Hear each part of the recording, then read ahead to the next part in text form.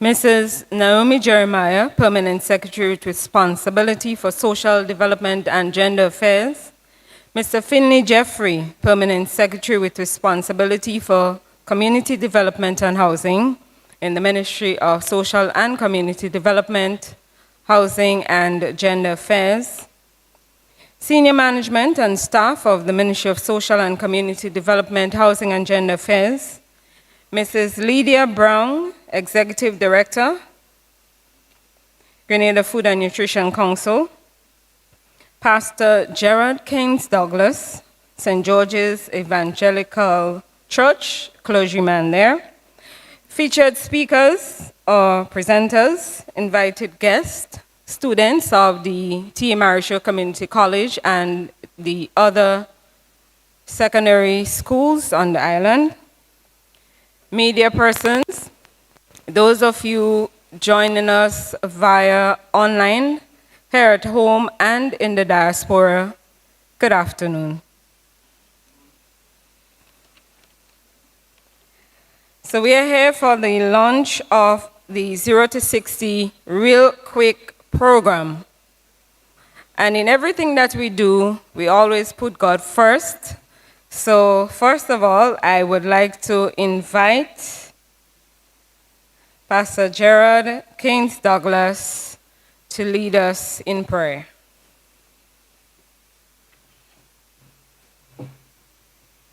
Thank you very much, Madam Master of Ceremonies. May I invite you all to stand with me, please, as we honor the presence of the Lord. Good afternoon to one and all. Let us pray. Gracious Heavenly Father, we honor your presence.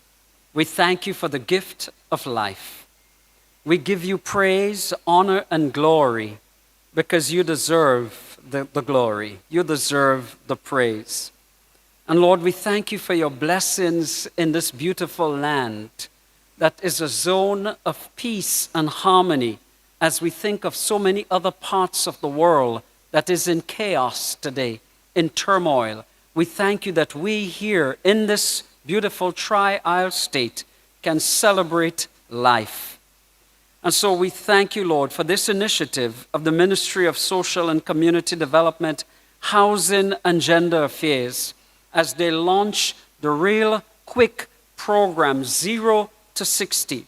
And as this program is launched, we pray that it won't be just launched, but it will fly, it will take off, and it will have an absolute impact on the lives of those intended for its planning. And so we pray that you would bless the minister of this ministry.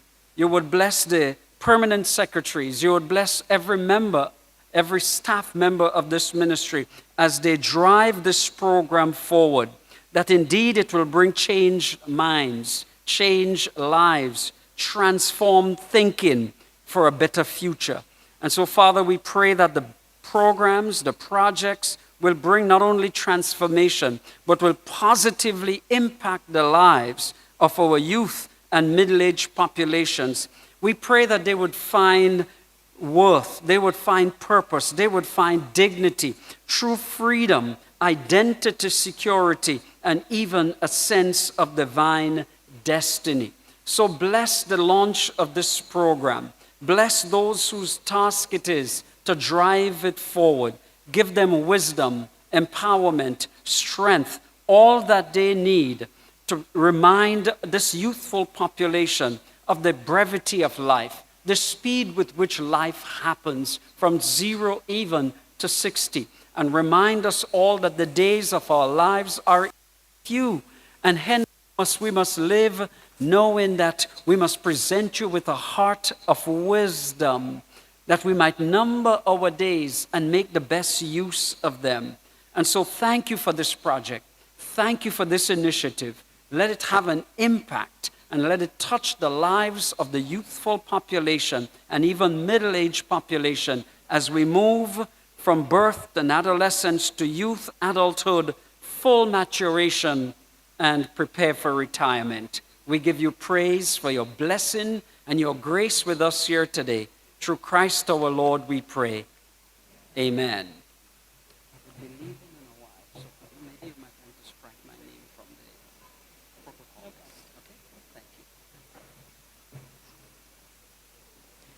Thank you very much, Pastor Kins Douglas, for invoking God's presence here today. Again, we're here for the launch of the 0 to 60 Real Quick program. And it has been held under the theme, Promoting Change Mindsets for an Improved Future. This program has been designed to target the youth population, and it's all in an effort of the Ministry of Social and Community Development, Housing and Gender Affairs to sensitize individuals of the importance of adequate planning, financial health and diet for older years. A more informed youth population can decrease the number of persons seeking government's safety net assistance in the older years. The program is expected to be conducted across Grenada, and we're targeting, well, it's going to be quarterly, that is, and we will be targeting persons between 15 to 35 years.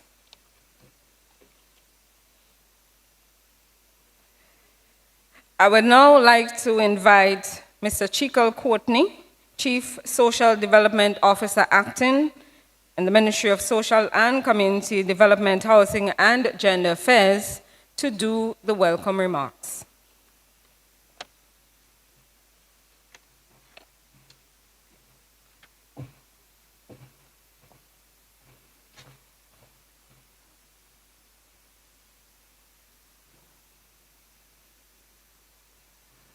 Mrs. Naomi Jeremiah, Permanent Secretary with responsibility for Social Development and Gender Affairs.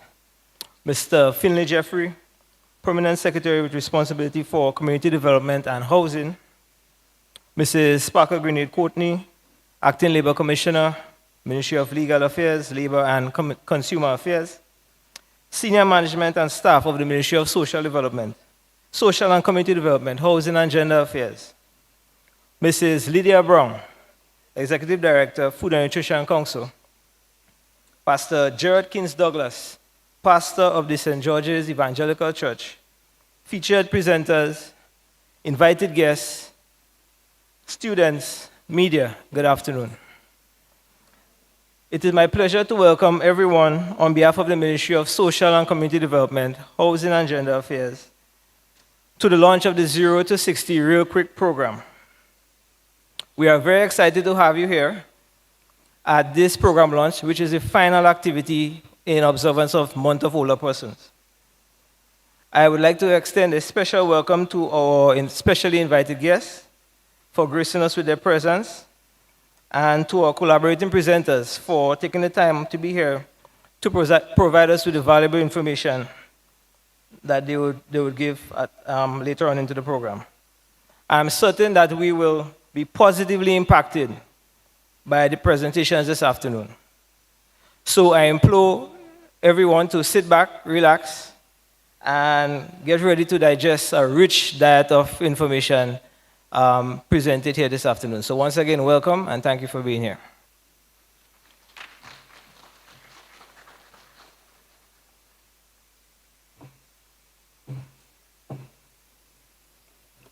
Thank you very much, Mr. Courtney.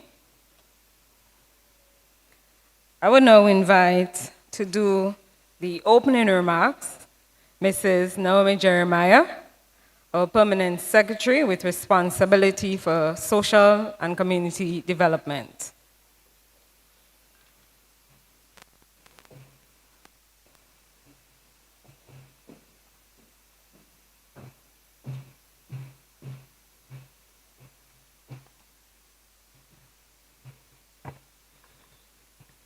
Thank you, Madam Chairperson. Pleasant good afternoon.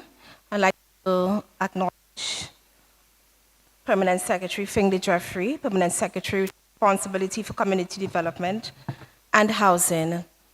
Mr. Sparkle Grenade Courtney, Labor Commissioner Acting, Ministry of Legal Affairs, Labor and Consumer Affairs.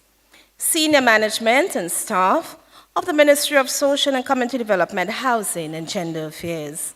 Mr. Lydia Brown, Executive Director, Grenada Food and Nutrition Council.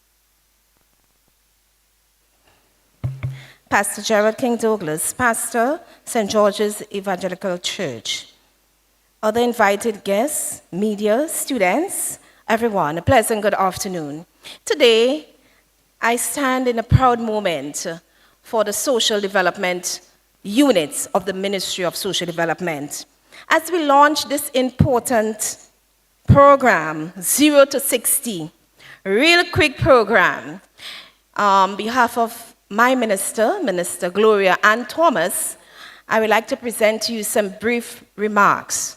She's unable to be here with us today. I would love to be here to share this wonderful moment with us all. But she has other programs and activities that she has to attend to, so I'm going to give you these brief remarks on her behalf. You know, many times people don't realize 0 is where you start off. You move on to your early childhood, and you move on again to various stages in your life. And before you know it, here comes 60. Real quick. Real quick.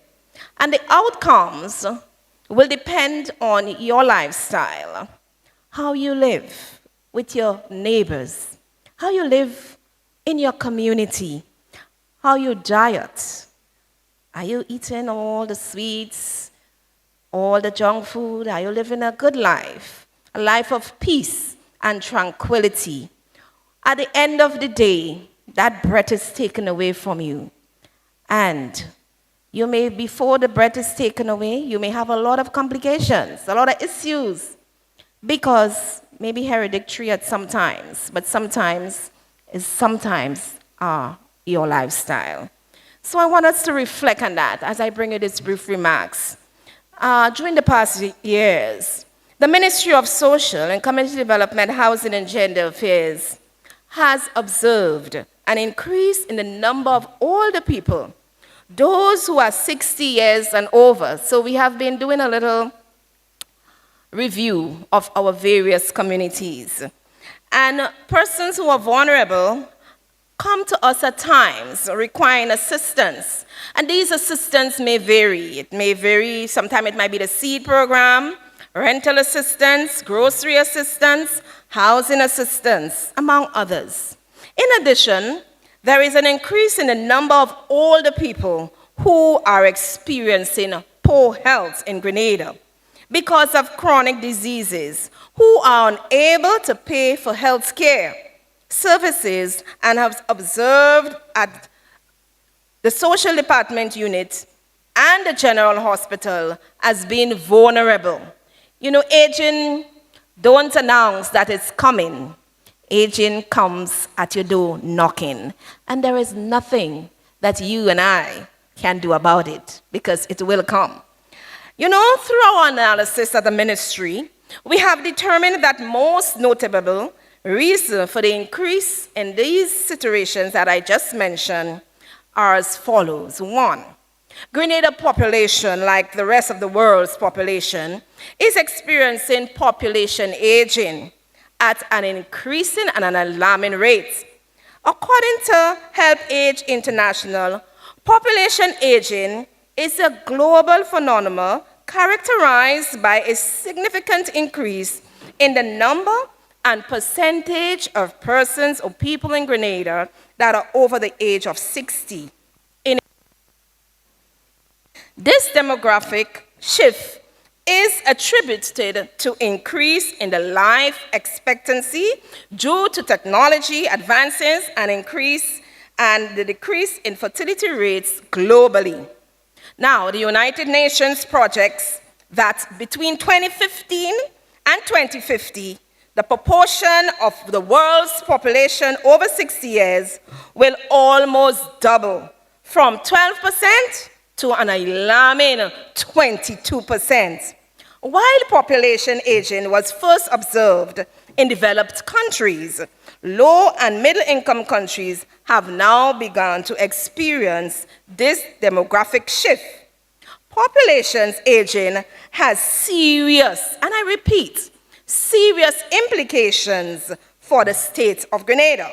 So our ministry did not sit back and just let statistics play out. We decided to be proactive. For example, in such areas as healthcare, transportation, and geriatric support and care, decreased labor force, housing, financial security, productivity, and will require the government to allocate resources. Yes, we, from our experience, we know upfront that because of this aging population, PS Fingley will have to have more than the 500 houses. There will be more and more demand on the health sector. There will be more demands on the social development sector. There will be more demands on NIS. And there will be more demands on Ms. Brown in the food and nutrition. Because at times, they think at age 60, that is when you put the demands. But if you think before, and think about structuring yourself as youths now, how can I not be in that vulnerable aging population? It's important for you to think now. Now, secondly, I would like to say, our data indicated that most older people who are vulnerable and require social intervention from Government of Grenada did not adequately plan for their older years during their younger productive years. So now you are young, you are productive, the age will come up. We cannot stop that from happening. But what you can do, you can start to plan now for having productive years ahead. Many lack the financial resources necessary to provide for their basic needs because they did not engage in proper financial practices. And most are experiencing poor health outcomes because they fail to adhere to healthy aging principles during their younger years. Considering the above, as well as the ministry's mandate to provide social development services geared towards the inequitable and sustainable improvement in the quality of life of vulnerable people in the state of Grenada, and the Grenada's commitment to the United Nations Decade of Healthy Aging, the Ministry of Social Development, Housing and Gender Affairs is pleased to launch the 0 to 60 Real Quick program. Let's give a round of applause for that. And we are launching today under the theme, Promoting Change, Mindset for an Improved Future. The 0 to 60 Real Quick program is primarily a sensitization program in the first phase. However, the program has the potential to expand to its scope in the future. The program's name was chosen considering that many young people do not understand the importance of planning for their older years. Most adopting the mindset that they have all the time in the world to live their life, drink, eat, and be merry. Now, however, reality hits when time has suddenly elapsed.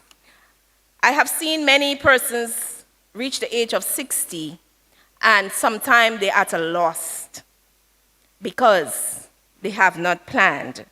They have not come to the realization. But today, I hope that the students and the younger population that are here with us today will take this program seriously.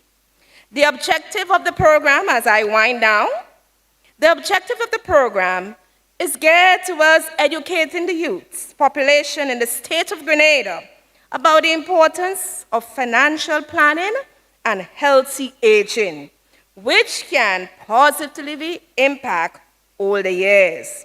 As the theme indicates for our program, we believe that a generational change into mindsets can improve the lives of the next generation of older people, decrease the allocation of the states in providing necessary resources, and promote an improved standard of living for all. The 0 to 60 Real Quick program will be conducted once per quarter where one sensitization program will be held with presentations on financial planning, diet, and healthy living, among other areas. We at the ministry are proud to announce that the ministry is partnering with the following stakeholders: the National Insurance Scheme, the Grenada Food and Nutrition Council, and Dr. Francis Martin.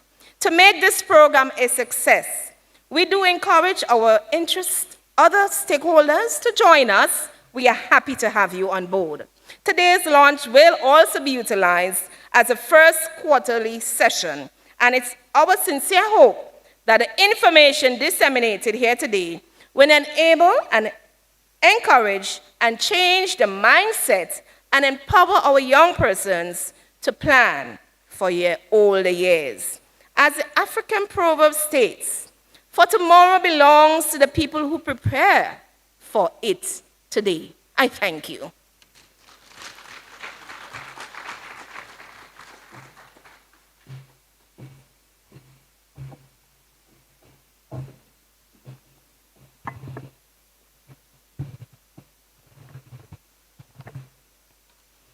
Thank you very much, P.S. Jeremiah, for your remarks, for reminding us of the importance of proper planning, and also the importance of preparing our health, our diet, our finances, and also reminding us of how important it is what we do today and how it affects our tomorrow, and also not just our communities, our societies, but also our country. Thank you again, PS. I now invite Mrs. Amarel Brown to do a musical piece for us.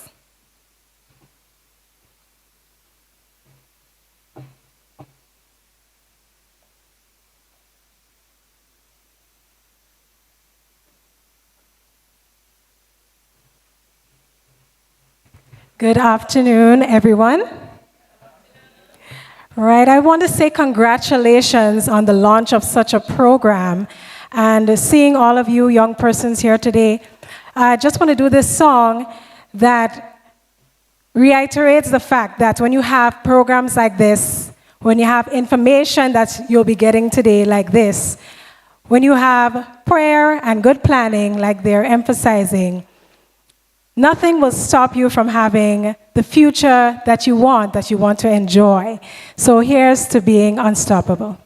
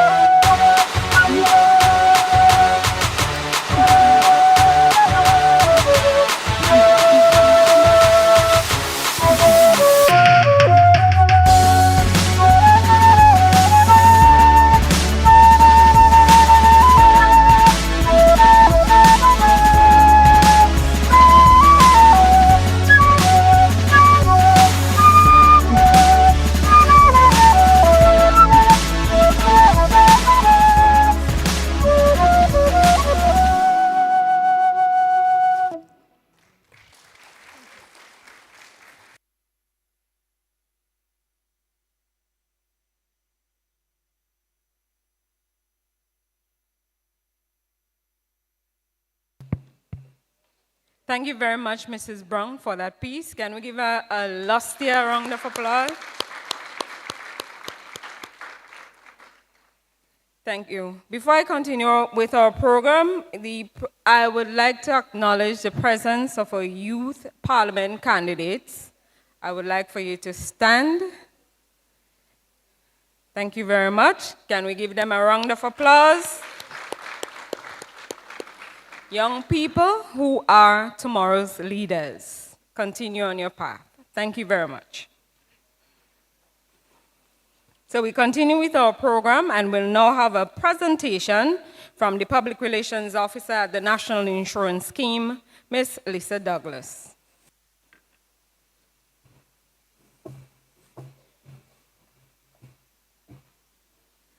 Good afternoon, everyone. And I must say kudos to the Ministry of Social Development on not just launching this program, but including the NIS, because a lot of times we do not think about our financial health. We think about our physical health, our mental health, but when it comes to our finances, sometimes it's overlooked. So this evening, I'm going to focus on the National Insurance Scheme and the social protection we provide in terms of ensuring that our financial health is adequately provided for. And your theme says 0 to 60 real quick. And I encounter persons on a daily basis. Even yesterday, I had a friend call me because she's inquiring on someone in her village who is in his 70s, and she said she knew he was working, but he's not getting anything from NIS. And when I checked, it was a case where he was self-employed, but when he worked, he did not contribute. So now there is no pension, and it's a very sad situation. So I'm glad we have young people here, and we want to dispel a lot of the myths that go around about NIS that sometimes cause our people who are self-employed to not to contribute. Now, the National Insurance Scheme is a social security organization. And of course, the function of social security is to ensure that once we earn, we're working, we're employed, we're self-employed, and we're losing earnings, the NIS is there to provide some financial protection. So while we pull up the presentation real quick, all right? No? All right. So we could function without it until we get it on the screen. Now, Social Security is a program that started since back in the 1800s in Germany, because it was realized when people do not make provision for the financial health, especially in the young years, when they retire, if they do not have savings, if they do not have children, they retire into abject poverty. And that is not good for any country. So Social Security was introduced, and over the years throughout the world, it came into force in different countries. For us at home in Grenada, it came into force in 1983. And according to the International Labour Organization, any well-run social security organization must meet certain minimum standards. And one of the minimum standards is that you must provide and cover for at least 9 contingencies. Those are events that are planned or unplanned in some cases that affect you negatively when it comes to your finances. So if you look on the screen there, you see those contingencies. So we have maternity, we have sickness, unemployment, injury at work, and sometimes especially persons who are self-employed and persons who work in high-risk areas. That's an area you need to pay attention to. We have disability, we have death, we have old age, etc. And when these happen, it has serious consequences for our finances. So Social Security was established, I'm sorry, but it's not moving. Social Security was established to make sure when you're losing earnings, based on any of these events, you are covered. So one of the things that we need to ensure, whether you're an employee, whether you're self-employed, or whether you're an employer, it is mandatory in Grenada for you to make provisions for Social Security coverage. So for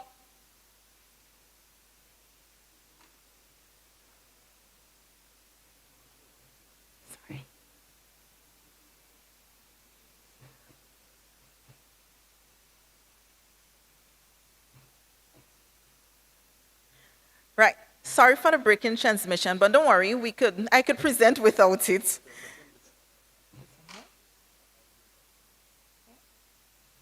All right. So I want everybody to pay attention to this face on the screen.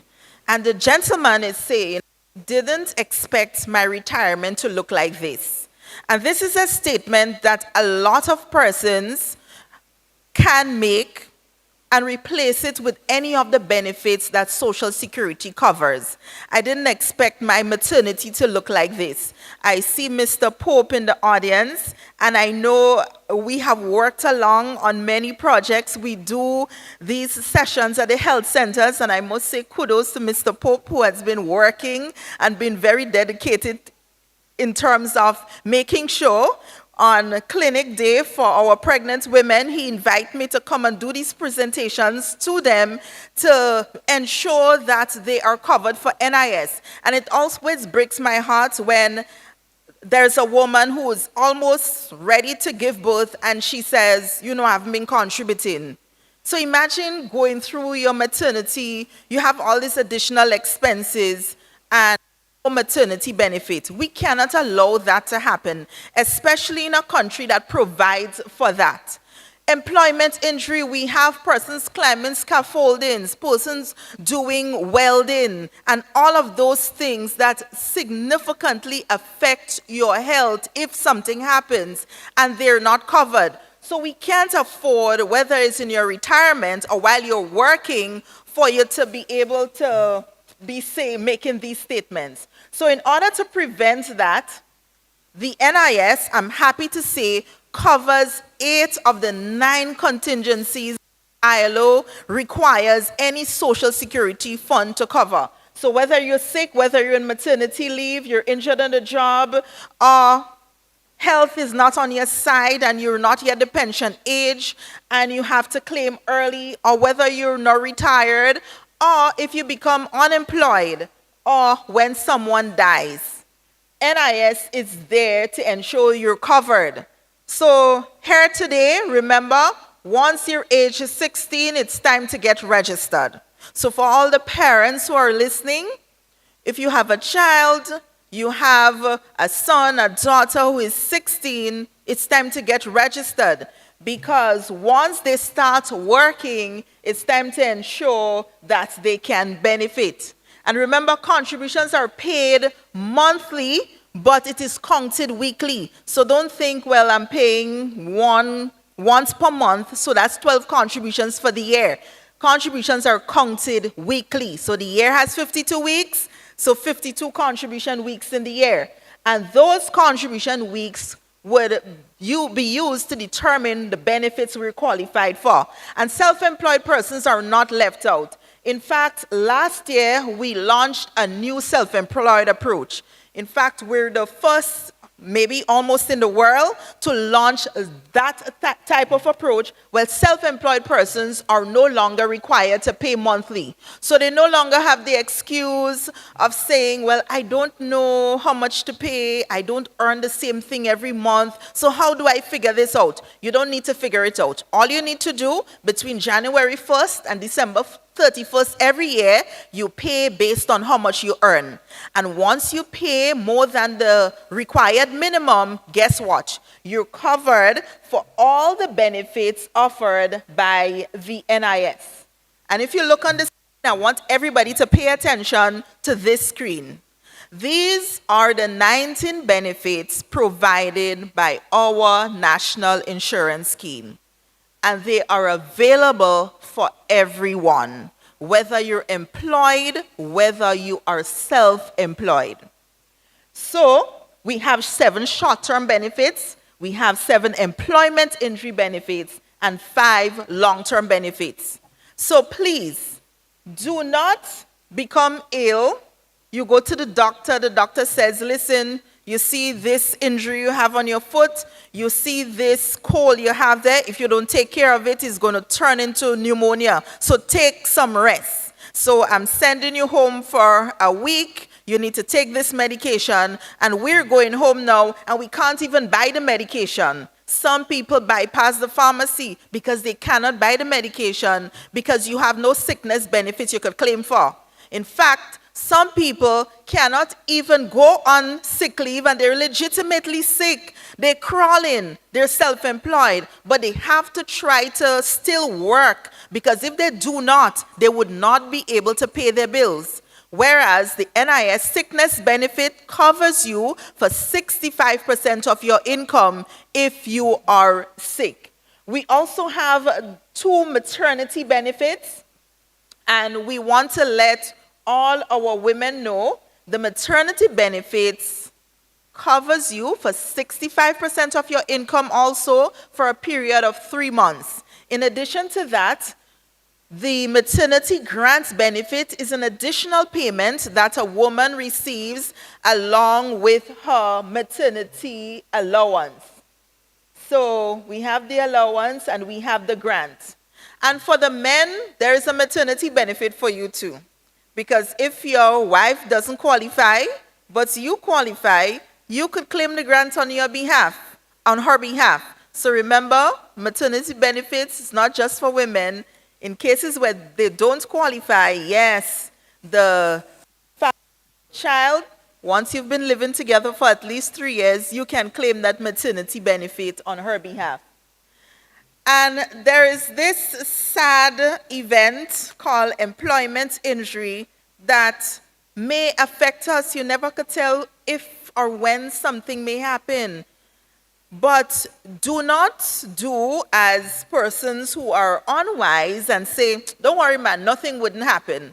I saw this gentleman on a construction site recently wearing a slippers. Yeah, a construction site, he was working with a slippers in his feet. And we still saying, don't worry, man, nothing wouldn't happen. So we work in construction and we say to the boss man, watch, don't take no NIS from my salary, right? Give me my whole salary. I want all my money. Don't take out no NIS. And the boss man is happy because he doesn't have to take out any money and pay for you, right? But guess what? The unexpected happens. You get injured on the job. Then the boss man simply say, well, wow, I'm sorry.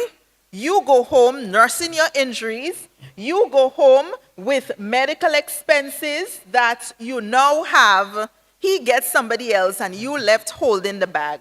We cannot afford for this to happen because under our employment injury benefit umbrella, 7 benefits are covered.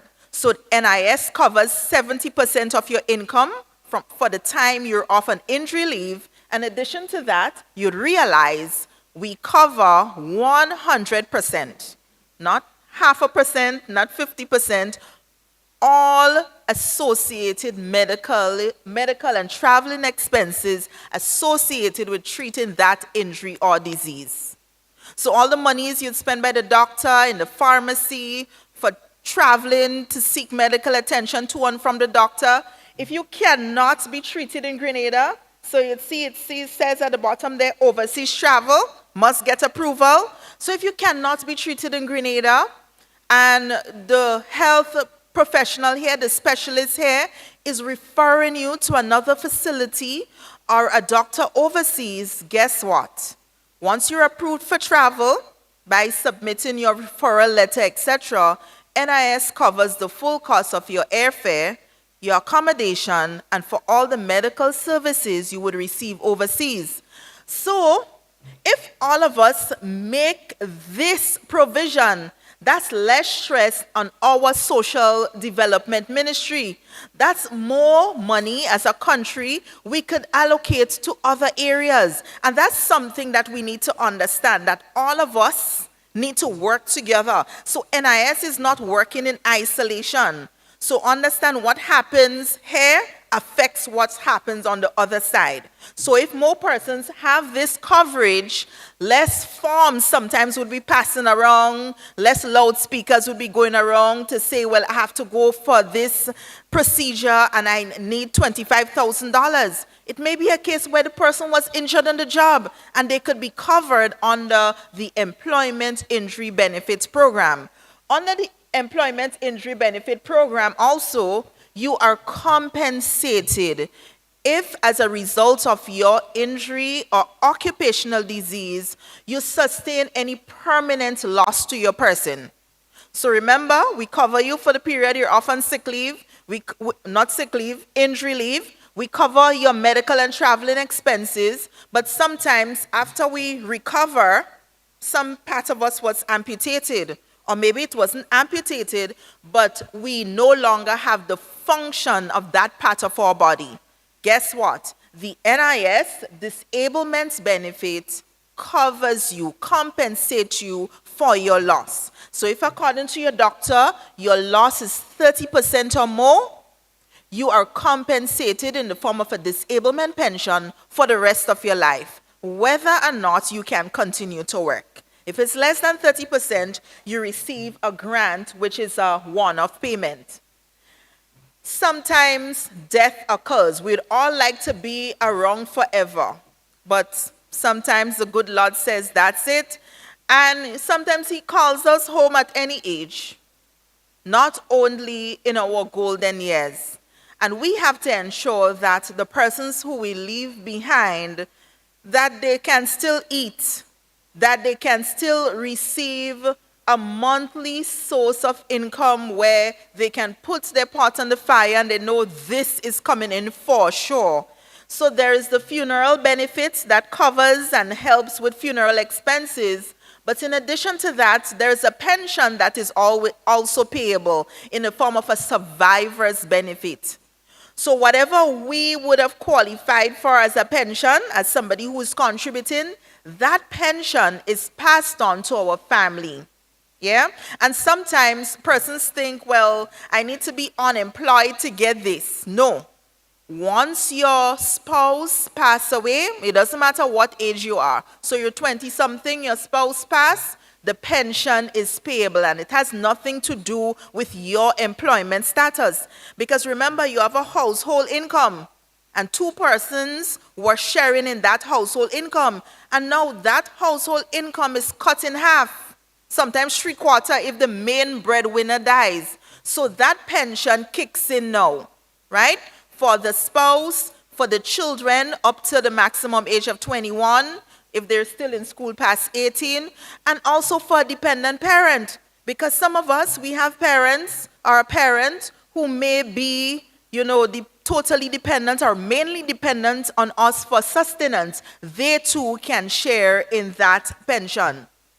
Then we have, of course, the situation where someone is not yet the pension age. So, of course, there's the age benefit, but sometimes you're not yet the pensionable age, but you become medically unfit for work. So other than the age benefit, there's a pension called invalidity. So if you're between the ages of 16 and 61, and you become medically unfit for work, once you've contributed to NIS for at least 3 years, you can claim your pension early.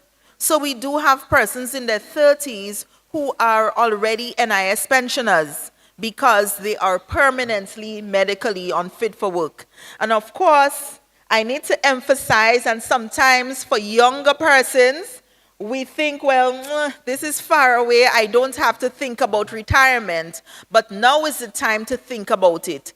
And as a social security organization, we encourage you and we want to let you know that Social Security replaces between 30% and 60% of your best income.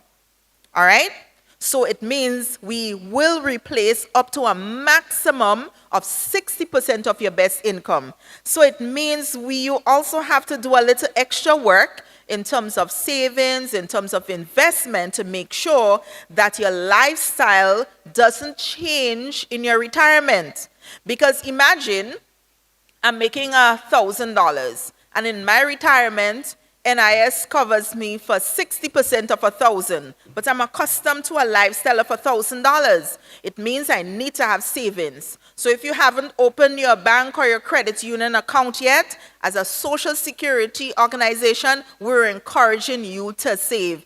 Don't spend all your salary when you get it. Save a percentage. We're also encouraging you to invest. And don't think about investment as just something you do on the stock market, etc. We have organizations like the Grenada Investment Development Corporation, the GIDC, we have GDB, who help persons just like yourself maybe to start a small business. And maybe that small business could end up being a large business, and also showing you different investment opportunities that exist. So I encourage you today to, of course, register. Anytime you work, make sure you contribute so you can benefit. And one of the things that we want you to know is that if the other unfortunate happens, where during your working life you lose your job, we have a new benefit that we launched last year, the unemployment benefit that covers you for 50% of your income. So once you become unemployed due to no fault of your own, so it can be a case where it was theft or dishonesty, or a case where you decide, I'm tired of this job, I'm just leaving. Yeah, so once you lose your job due to no fault of your own, this benefit is also payable. And guess what? For our self-employed persons, you are covered also. So if you're a fisherman, something happened to your boat, it's being fixed. During that time when you're waiting for your boat to be fixed, you can't go out to sea. Once you're unemployed for at least 7 days, the unemployment benefit kicks in. Our busmen, sometimes the bus has to go for servicing, not so?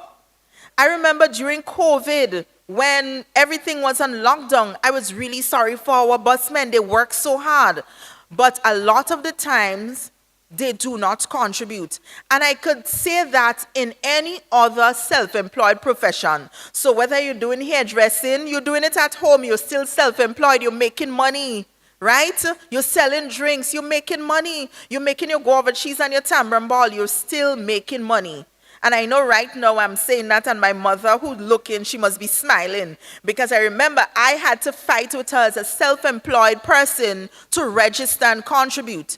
And when she turned 60, she was singing a different story for me. She was saying, well, Lisa, why you couldn't tell me to pay more so my pension could have been bigger? When she wasn't singing that story, she was saying, no, man, I don't want to pay no NIS. You understand? NIS would just take my money. But now she realized the benefits of it. So don't wait until it's too late.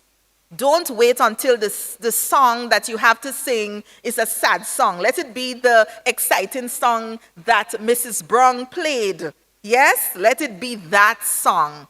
Because you would have done what you have to do in terms of registering and contributing.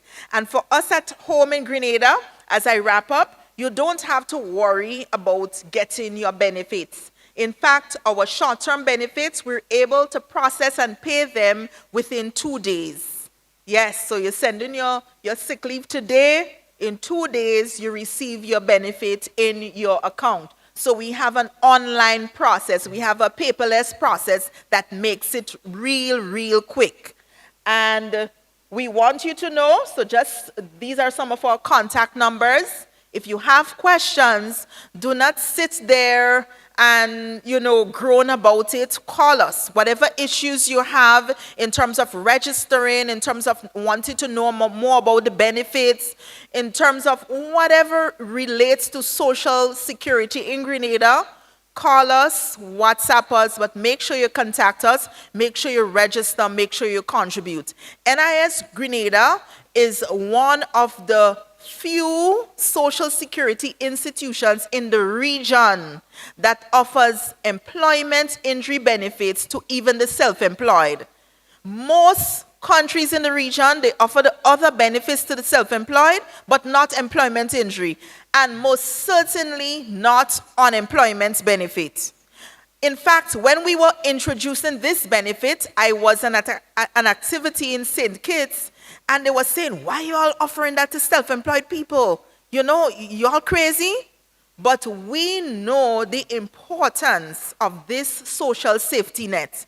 And you have to realize it too, in terms of your financial security when you cannot work because you're sick, or you have a baby, or you're injured on the job, or you become unemployed, or you reach your golden years, or somebody pass away. You have to understand how it affects your income negatively to ensure that you're covered under this umbrella called the NIS. So I thank you, and I hope I see those of you who are not registered coming in soon.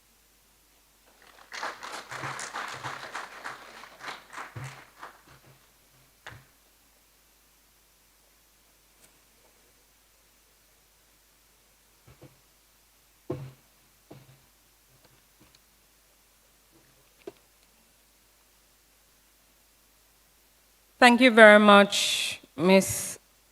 Douglas of the National Insurance Team. And at this time, we would like you to invite us on stage as we make a presentation to you.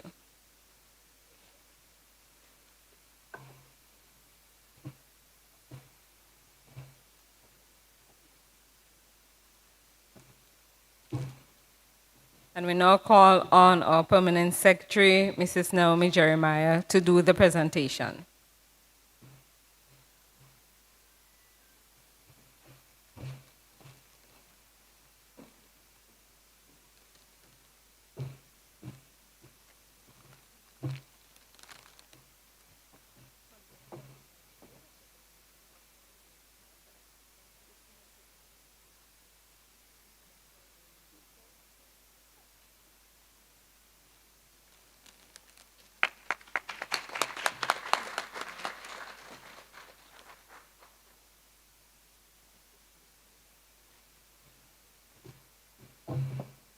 Thank you very much, Pierre Jeremiah. And again, Ms. Douglas, we say thank you, and thank you to the National Insurance Scheme, speaking to Social Security, how we prepare for our older years. Those of you who are viewing online and those of you who are also here, if you have not yet started making your preparations for the older years, just remember, the National Insurance Scheme is here for you. Visit them or call them at 440-3309.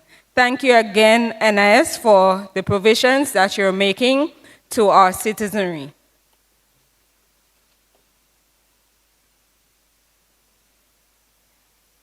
We'll now have a poem by Ms. Shamara Paul, a social work student at the T.A. Marisho Community College.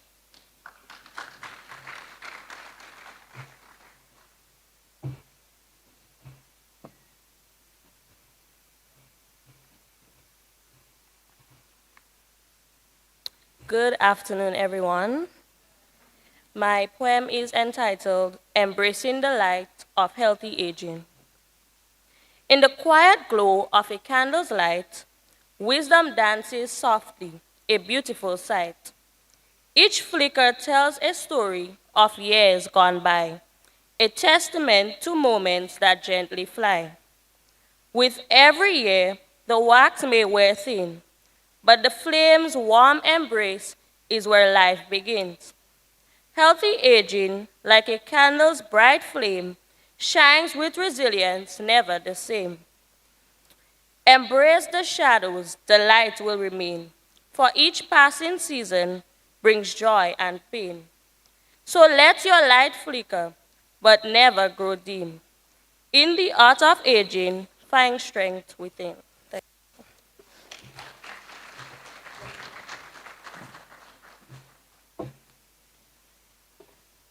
Thank you, Ms. Paul. And again, healthy aging. Proper planning and preparation is paramount. At this time, I would like to acknowledge the presence of our Senator Honorable Civil Francis, Permanent Secretary in the Ministry of Youth and Sports. Oh, sorry, Parliamentary Secretary in the Ministry of Youth and Sports.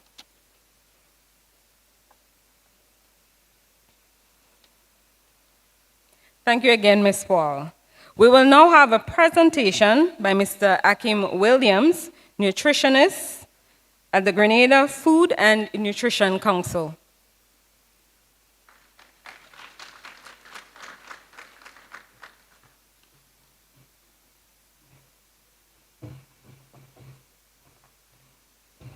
So good afternoon, everyone. Let me first start by saying a special thank you to the organizers of today's event. As the first male nutritionist for the Parish of St. George, I must say this is something as nutritionist, Ms. Brown is going to agree that we aspire to. I've been a student for so many years, and when it comes to nutrition, I say to persons all the time, as a human being, from the day you enter this world to the day you die, the one thing that you're going to do consistently is eat. And so if this is a consistent fact, it means that we cannot wing it. We cannot assume that what we're eating is important, but we have to know for a certainty what we're doing. And so today's presentation is entitled, Building a Healthier Future, or a Role in Aging Well. And today we want to focus in on the collective impact of our dietary choices. I'm going to pull the mic. I like to move around if you don't mind.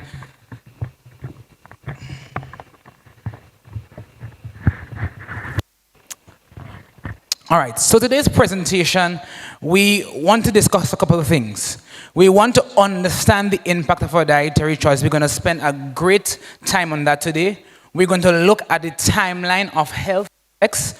We're going to look on its collective impact on society, and we're going to try to suggest some practical steps for a healthier future. Are you ready? All right, good. It's going to be exciting, trust me. So the very first thing I want us to pay attention whenever we're talking about nutrition, we must acknowledge and appreciate the life cycle.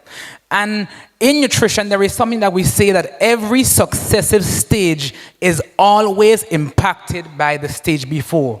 And so, for instance, in young children, we say that for the very first 2 years of life is what we call the critical period. And so this is why we push nutrition for young parents and for young children, because we know that the brain is still developing. And so, just like the tank of a vehicle, there is a certain nutritional requirement that must be met.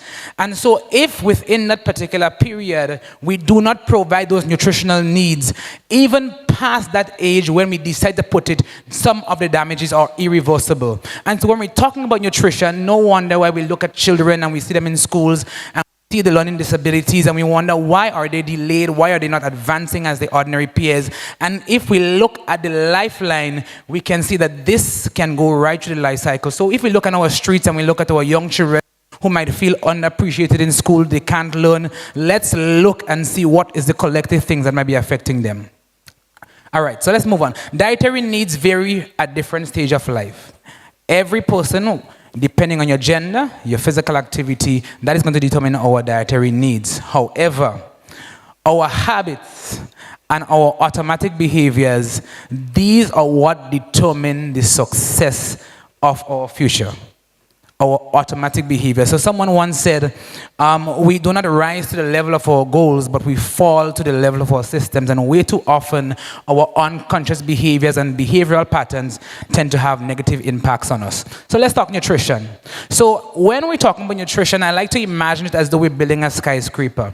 The edge of the skyscraper, or the completion of it, is going to be the part where we are in our golden years and we're retiring. As you build and you get taller, you're adding more weight to it, and that can suffice for an adult. So as a child, we know that the responsibilities are very limited, nothing much, but when you get adult, some of us like myself, we wish we could go all the way back to being children, because the stresses of adulthood can be a lot for us to deal with. I want to suggest to us, ladies and gentlemen, today that if we do not make adequate preparations or take adequate care at successive stages or previous stages, this can negatively impact us. So it all boils down to this very simple question, ladies and gentlemen. What is it that you want? What do you want? And so, as a young nutritionist, this is one of the things that I battled with for a long time. And so you hear people say all the time, I just want to live my life and have fun. And so in thinking about it, I remember this song to the bottom of the screen. It came out in 2010. It was a soca song that says, stay alive to dead, stay alive to dead, dead. So if we know that song, that sometimes when I speak to clients in the community, that seems to be the mindset that we're hearing. This all or nothing mindset that says, I want to eat and drink and live how I want. Don't tell me nothing about healthy eating, because the reality is we still have to die. How many have heard that before? Say aye. Awesome. So this is one of the things that I struggle with. But then I realized something, and I want to celebrate Miss Cameron, my nutrition instructor at TAMCC. She said to me, this is a very fundamental thing. So from birth to the point that we get to a specific circumstance, that can be anything, any ill health, any condition you can think about is a circumstance. The reality is, through the adulthood period, when we develop a chronic condition that leads us to some level of disability, we don't always die one time. And for some, it might be 5 years after developing that amputation. For some, it might be 15 years. For some, it might be 20 years after treatment. And so I like to tell my story. From the very tender age of 12, my mother lived with some of the complications of diabetes. And so that resulted in me on many occasions missing classes, because I would come home week after week, and every week I came home, she would have been at the hospital being admitted. She would fall in town because her blood sugar was not controlled. And so we want to understand that she's still alive today. She's in a nursing home. But the quality of life, ladies and gentlemen, when we're talking about why is nutrition important, the quality of life is what we want to talk about. So the question again to you is, what do you want? So let's look at the smoke. We have a saying where we say, when we see the smoke, look for the fire behind. And so when we're talking about preparing for older years, we know that there are a few fellas on the board that seem to negatively affect our population.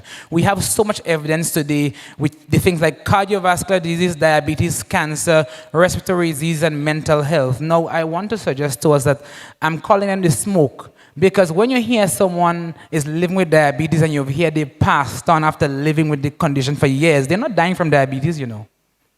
They're dying from a kidney failure. They're dying from a stroke. So they're dying from the things that are disabling them in the long term. And so when we want to talk about it, we want to understand what are the real issues and why we need to pay attention. So again, harmful use of alcohol, physical inactivity, and unhealthy diet are 3 areas I want to focus on as we move through the presentation. So I want to suggest to us today, these are some real things that we have seen in the community, and we see it every single day at the clinics. And so blindness, how many of us can imagine that if you've gotten to a certain age and you've missed taking care of your health, not manage your blood sugar levels, that you can no longer see, you have no family support, how do you imagine that life is going to be for you? Let's imagine for a second. Or let's imagine that you've lost a leg and there is no financial support. Or let's imagine that you had a stroke. So I like to tell a story of a lady in my community, I remember, not too long ago, had a stroke. And one of the things that we saw is that stroke affected her ability to speak. And so she's going to look at you, we're having a conversation, but you wouldn't hear audible words, you will just hear sound.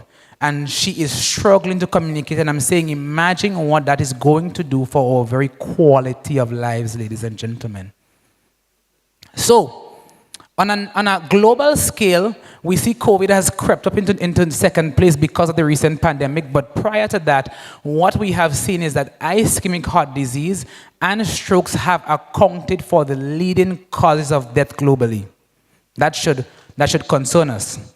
And so, if you realize by looking at my screen, you'll see to the bottom of the screen we have 2000, we have 2019 and 2021. What are we noticing?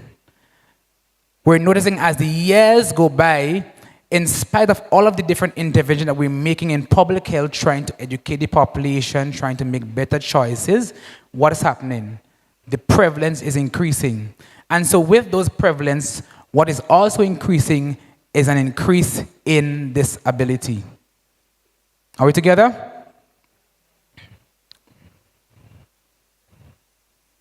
So here's a picture. And so this is one of the things I show a lot to show us the life cycle. Now, one of the things that we know that diet plays a significant role in is the development of plaque in our arteries. When we're talking about heart disease and stroke, I wanted to zero in on this. And far too often at my nutritionist clinics within the parish of St. George, we see a lot of clients coming in with high cholesterol levels.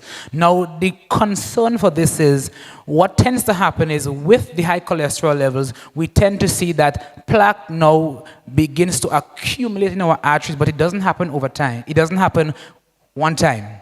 It happens over a period. So let's look at 10 years, 20 years, 30 years, 40 years, 50 years. And at the point of 50 years from any time with a stressful period. So remember, if you're looking at this part of my screen where the plaque is largest, what's going to happen is that's going to now make the space that the blood has to pass through is much smaller.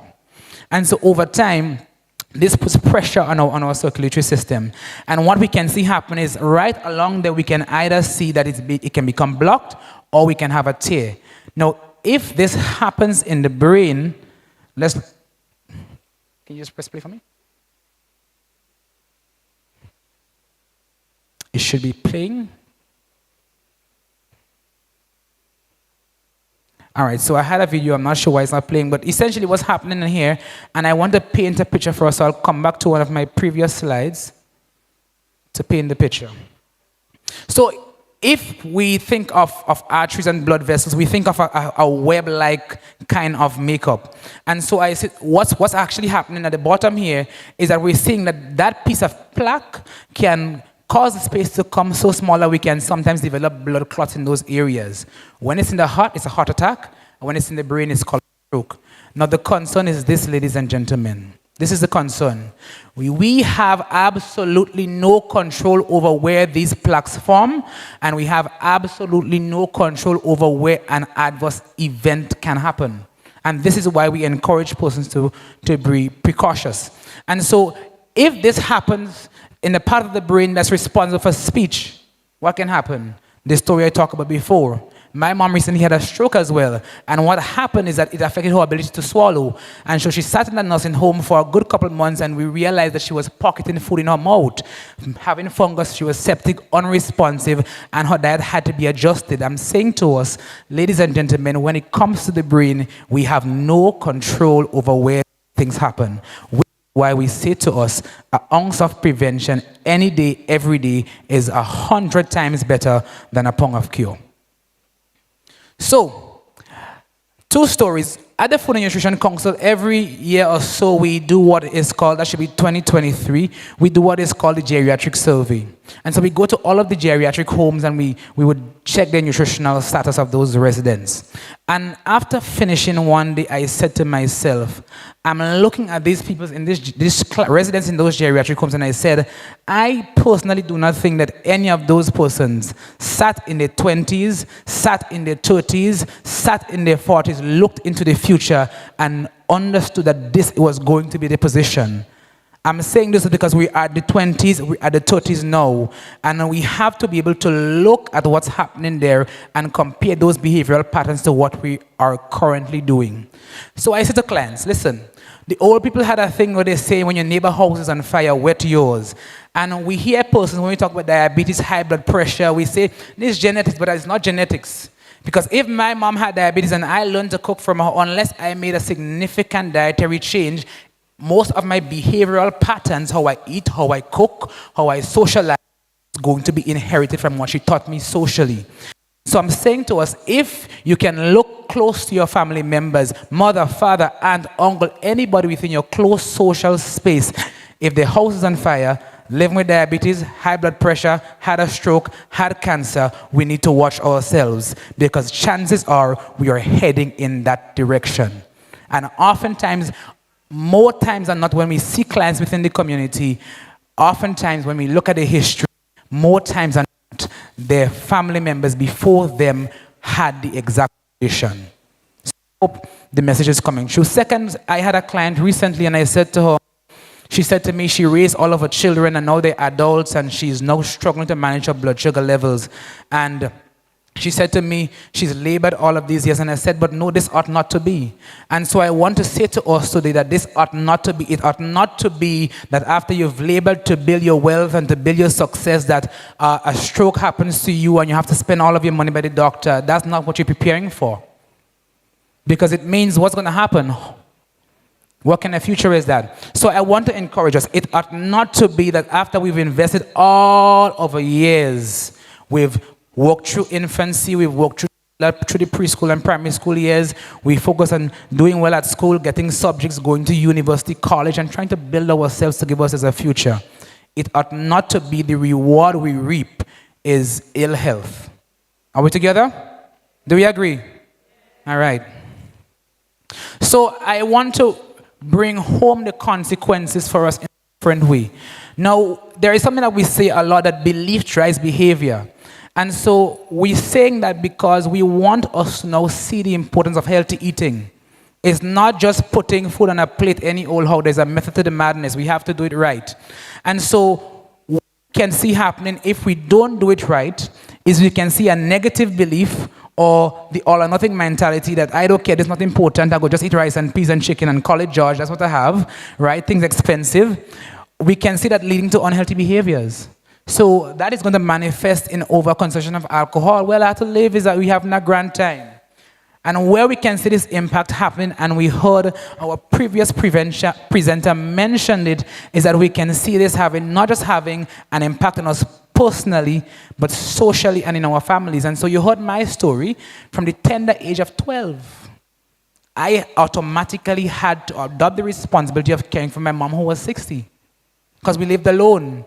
And so I'm saying to us, when these things happen to us, who are we having to inconvenience?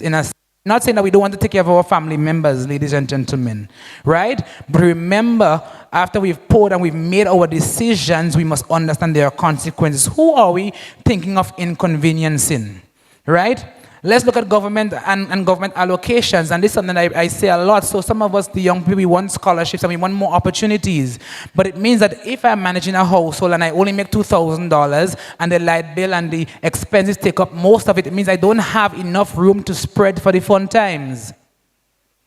So every single decision, in other words, that we make today, whether it's individual, the decision to just be careless and overconsume alcohol because it's our life, it's a party, it's a fun time, affects someone else. So if we have 10 people deciding that, you know what, we ain't care, we ain't taking care of ourselves, these 10 people develop high blood pressure, kidneys are damaged, we see that a treatment can run you anywhere to about $750 per treatment. Now, typically, a person who needs dialysis will need about 3 weekly treatments. Let's look at the amount. Let's look at the monthly amount. So going back to the picture, because we don't always die. Remember, we don't always die.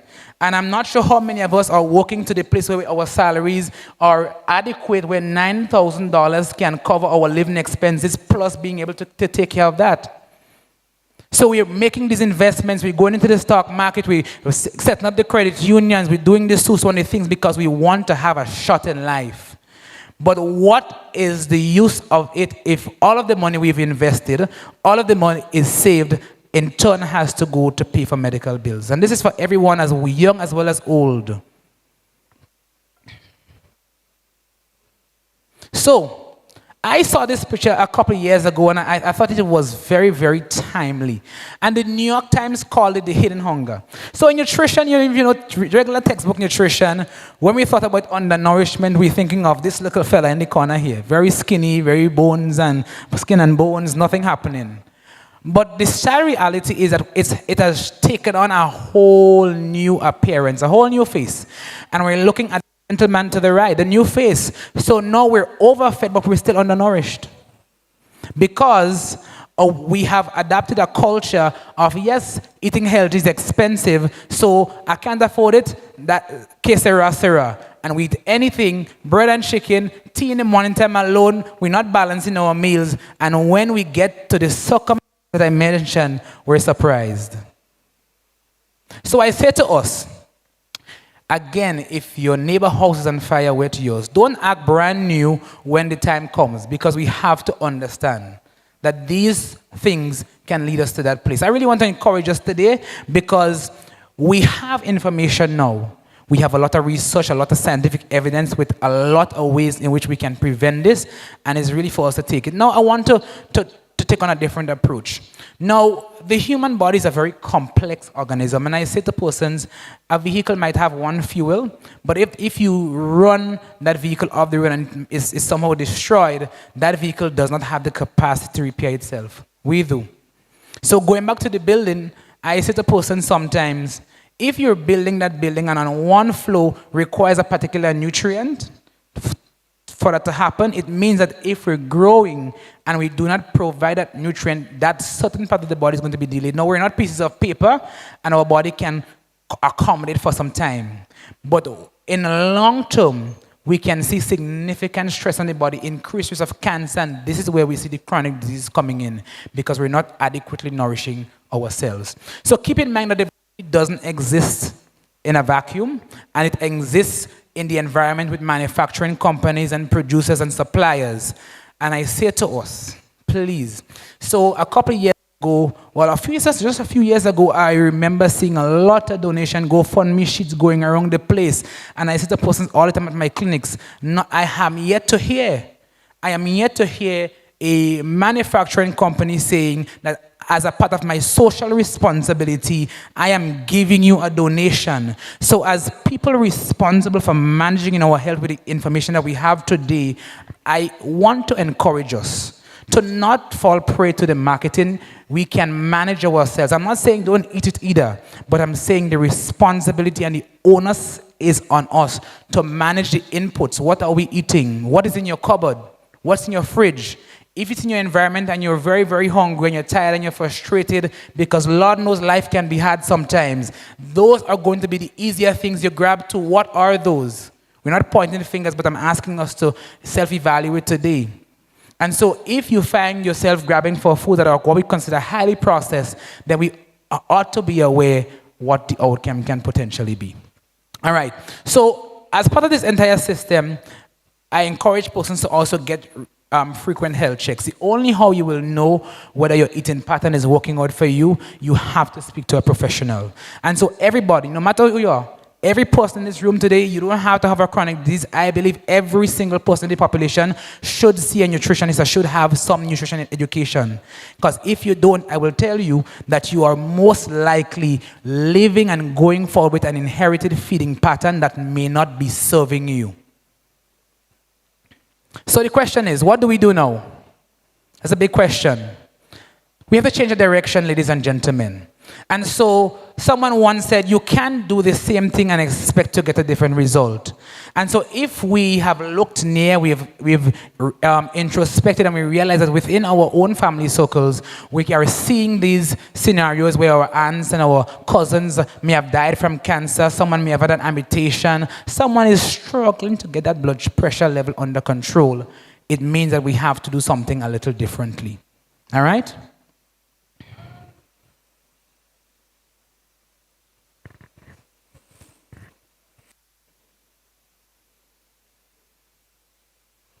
So I say to persons all the time, when it comes to getting a desired behavior change, there are a couple of things we must tackle. We must first understand the importance of it, and it must be a priority. So our behavior changes are not going to change if we don't think nutrition is important. So if you do not make healthy eating a non-negotiable in your life, we cannot expect positive results. So it cannot be a thing where, again, I'm saying it cannot be where we eat any old thing. It must be a priority. And so our beliefs and our priorities then going to inform our behaviors. And for example, if you know that health is important to you, when you go to the grocery stores, when you plan your meals, you will not buy highly processed foods and fill up your cupboards with it.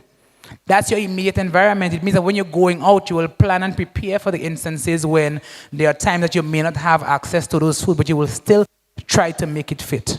So we want to take a holistic and a collective approach, because someone once said that if you do not change your environment, you bet it's going to change you. And oftentimes we have the capacity as human beings to impact our environment, whether it's our homes, whether it's what we give our children to go to school, whether it's the things that we choose to buy and cook and purchase. We have a choice. And so the greatest wealth, we hear it a lot. The absolute greatest wealth is health. Without it, you can't work, you can't live, we cannot show up for our families and our loved ones. It's not going to happen. And so some of us, I remember my mom saying one time she was praying that God kept her eyes open because she wanted to see her son grow up. And I know that these are some of the prayers that some of our mothers and those who have children would cry all the time. But I'm saying to us parents, if we want to be there, and for those of us who are going to have children, if we want to be there, we have to take care of ourselves. It's not going to happen by its own. So recommendations from the Food and Nutrition Council. We published the food-based dietary guidelines for Grenadians. Everybody should know about it in 2020. Now, to the right of me, we're seeing the Caribbean food groups. This was the older version, and now we can look and we can see the difference. We can compare the both of them. Now, what is one of the biggest differences that you notice with the chart? Anybody, feel free to shout it at me, please. Staples. And so, oftentimes, I repeat this like a broken record at every presentation. Listen, we are not walking from St. George's to Grenville anymore, ladies and gentlemen. We're not spending hours in the field. We're driving a lot, some of us. We're not even walking from here to the junction. We're driving.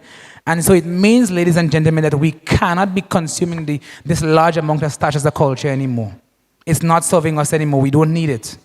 And so we're not saying that it's bad, but we're saying that we are consuming way, way too much. This worked for our grandparents.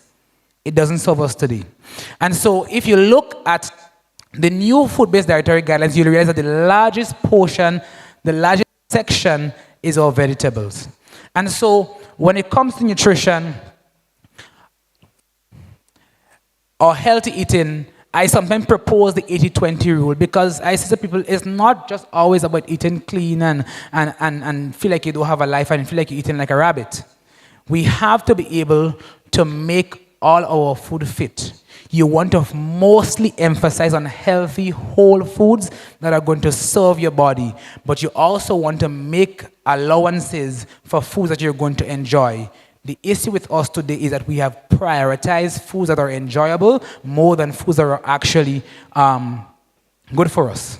So we want to be able to make a swap. We're not saying cut it out, but we're saying everything can fit. Okay? This one is dear to my heart, ladies and gentlemen. My father was an alcoholic. I am not afraid to say it, and he passed away from stomach cancer.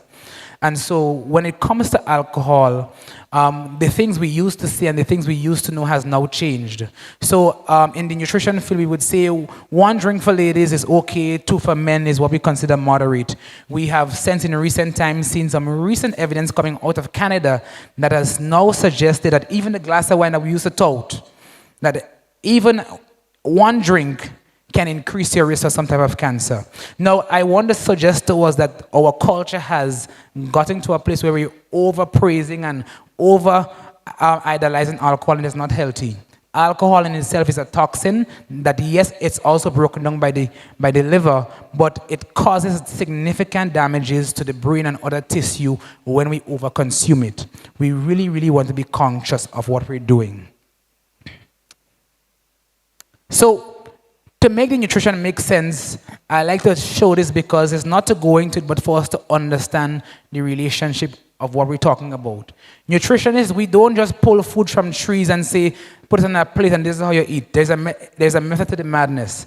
And so here we have what is called the dietary reference values for the Caribbean, and you'll see that there are different nutrients. All of the different nutrients have various functions along the different organ systems of the body. And as you can see, there is a particular number to them. So our aim and our desire is to try to get as close as possible to those numbers. So for those who would go to the grocery store, we would pick up a packet. If you turn to the back, you'll see a nutrition facts panel. Yes? Yes? Right, good. So when you look to the back of that panel, you'll see a percentage. What that percentage is actually telling you, it's telling you how close you're coming to meeting those numbers. This is why to the bottom of that very, very dark line, you would see vitamin C sometimes 20%, and those numbers. It's there to encourage you to meet those values. So when we're talking about nutrition, it's not just about having rice and chicken on the plate. Rice and chicken will provide you with your carbohydrates and your protein, but there's some water-soluble vitamins and antioxidants you will not get from there, so we have to be able to diversify the diet. So again, for the average Joe, we're going to do a little meal planning just really quickly. We have to be able to now understand food groups. We don't want you to spend time memorizing all the nutrients, but it's easier. We have 6 of them: vegetables, fruits, food from animals, staples, peas, beans, and nuts, and fats and oils. It's really simple. Only 6 you have to remember. The issue is because no one food group has all of the nutrients, we want to be able to combine them through the entirety of the day. And I'm not saying have all of this on one plate, on one meal, but we want to be able to evenly distribute them across the day. Does that make sense? Making sense? So let's show you how it can be done. So for example, I use the smaller end of the range to show us how to plan. So if we look at breakfast, we have 8 staples in a day, and so we've allocated it across the day. So we said 2 for lunch, 2 for breakfast, 2 for snacks, and 2 for supper. This doesn't have to be specific for you, but this is an idea of how we're talking about. So let's add some food to this. So having breakfast, what I'm saying is a staple would be bread. I can have 2 slices of bread. I can have a fruit, a small apple or half a banana. I can have a cup of raw vegetables. I can have an egg, and we can have a cup of yogurt or something. But at the end of the day, you realize that we're having variety across the day. Does that make sense? So what we usually do as a culture, however, because food is something expensive, we make up for all of the things that we don't have by eating a whole lot of starch. Yes? True or false? Right. And so this is what we want to really work towards improving. Because I would want to suggest to us where fruits and vegetables is concerned, we've looked at a lot of dietary guidelines, even the food pyramid that people have bashed over the years. But what the evidence is surprisingly, no matter how much, we are not meeting those guidelines. And so these are daily requirements, not once a week. So it means that if you look into your last week and I asked you how many times for the week did you have vegetable and fruits? How many times for the week did you have some peas and beans? These are daily requirements. So if you find that you're going 4 and 5 days and you're missing some of these, then it tells to us that there is room for significant improvement. Because guess what? The nutrients and the phytochemicals in fruits, if you're not consuming them, you will not get them from rice and chicken. Are we together? All right.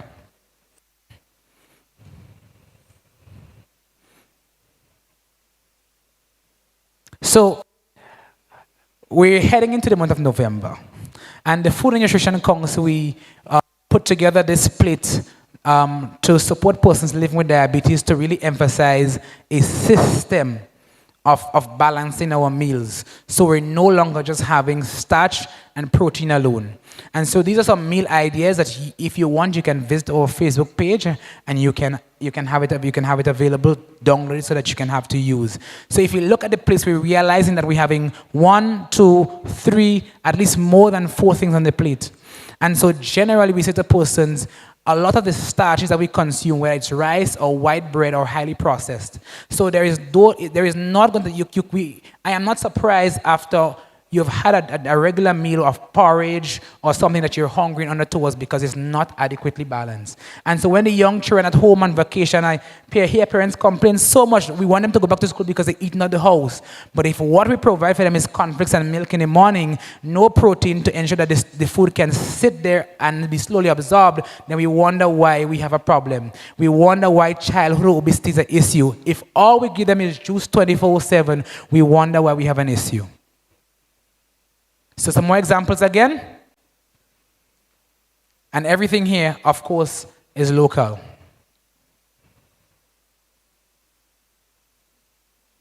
So having a system that guides our eating is very, very important. Having a system. And so I like to suggest the plate method. You can Google it, it's on the internet, as a guide to help us do that. Now, it says to me, therefore, ladies and gentlemen, that if I am consciously aware a plate must look like this, it means I must then shop and have the things available to fit in the different sections. Is that simple or is that difficult? Awesome. And so it means that when I'm grocery shopping, I know that there are certain things I need to focus on, and there are certain things that I just need to breeze. Now, if I were to ask any random person, if you're going home today, what are you thinking of preparing? What's the first thing that's coming to your mind if you look in your cupboard? Fig and saltfish. See? It's a staple, it's a starch. And I'm saying to us, this is where the focus has been for our culture. However, our focus, we really want to focus on our vegetables, ladies and gentlemen. It is one of the most important things that we can do for our health. If you increase your fruits and vegetables, your starches will automatically go down. So anything we increase or we have more of in nutrition, we will automatically consume either more or less given on the circumstance. So balance is important. All right? So a meal guide, have a structure. If you decide you can either do your plate vegetables, quarter starch, quarter protein. If you decide that that's how you're going to eat, to ensure that you have the right complement of nutrients in the body, then you will shop and have food available for that. Here's another guide as well. Half plate vegetables, quarter protein, quarter starch. Eating healthy doesn't have to be boring, but we have to balance it properly. It doesn't mean you cannot have a fried chicken. We can make fried chicken fit into this if you want to, but we have to plan for it as well. All right? We're not saying eat fried chicken every day, but we're saying if we make it fit, it's not as bad as sitting down and eating fried chicken and fries for the entire weekend. No fruits, no vegetables. Not helping us. Again, just some options as we're winding down. Whatever you do, if you realize that there is one consistent theme across the plate, one consistent theme is that we are focusing on fruits and vegetables. I really hope that something that was said today would have stuck with us. I hope that the presentation would have driven us into some level of action, because I want to say to us, at one of my clients, at my clinics recently, I had about 2 young men walk into my clinic with a blood pressure of above 170. We don't have the going to the garden as our parents did that gave them the agility and the strength to withstand a lot of the difficult times. Our environment is different. Young people, if we want to make an impact in our communities, if we want to have the life we dream we can have, we cannot just imagine that it will happen. We have to create a system, and we have to do the things that are going to give us that result. I want to encourage us to change our direction today. And with that, I want to thank you.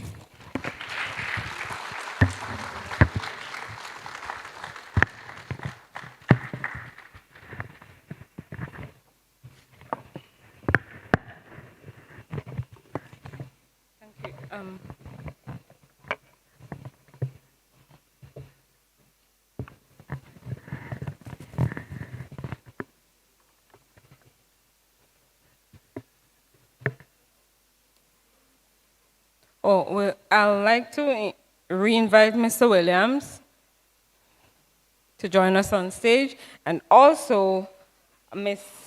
Francis to do a presentation.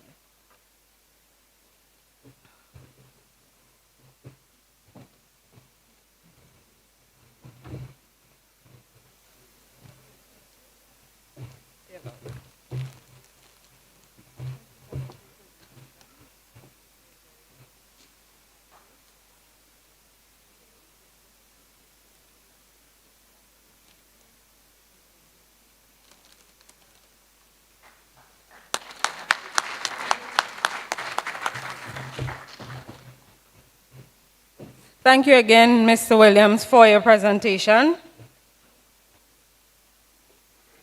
reminding us that we need to pay attention to our dietary needs. We have to pay attention to what we consume. As we know, we have a lot of diseases today, chronic diseases, non-communicable diseases, or NCDs, that we need to pay attention to, and to ensure that proper diets will help us sustain healthy lives, because whatever we do today will impact our tomorrow.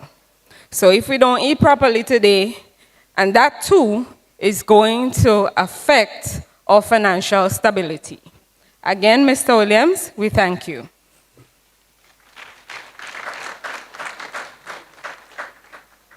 We now have a cultural performance by the Lion Pride Percussions.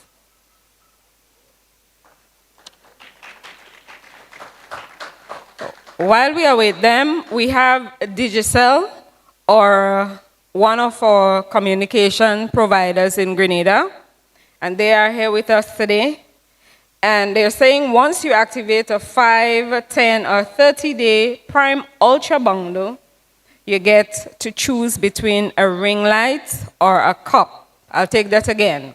Once you activate a 5, 10, or 30-day Prime Ultra bundle, you get to choose between a ring light or a cup. So you can check them out at the back. Let us now enjoy a piece by the Lion Pride Percussions.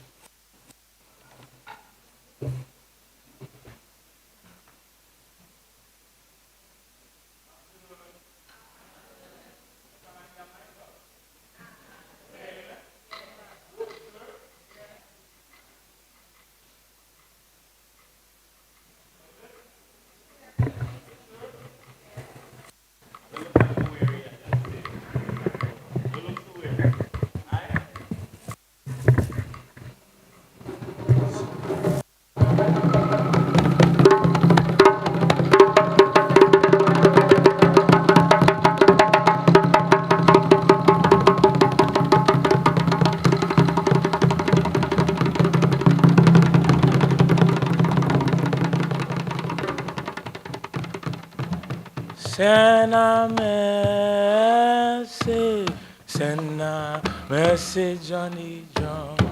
Send a message on the drum. Oh, message on the drum. Send a message. Send a message on the drum.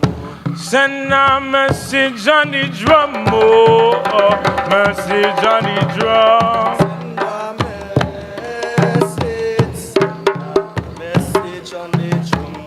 Singing, oh Lord, oh Lord, oh Lord. Singing, oh Lord, oh Lord, oh Lord. Send a message on the drum, oh, message on the drum.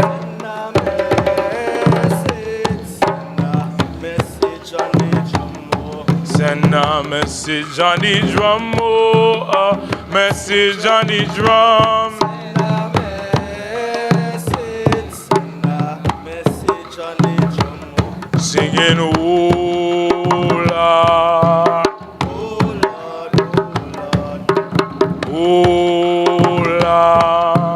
Oh Lord, oh Lord. Send a message on the drum, oh, message on the drum.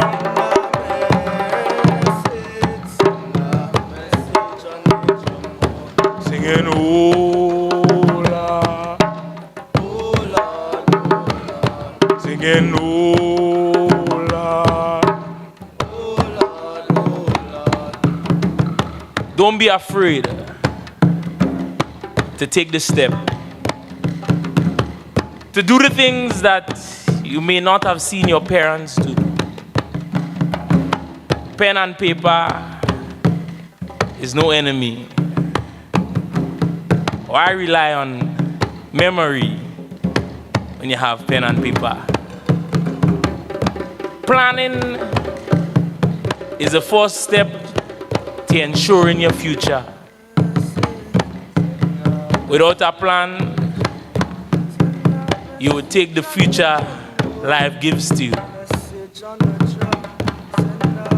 With a plan, you make the future you want. So write down all your dreams, break them up into small goals, and tick them off day by day, week by week, month by month. And watch your plans unfold and be the things you only saw in your dreams. Oh Lord, oh Lord, oh Lord, oh Lord, oh Lord. Send a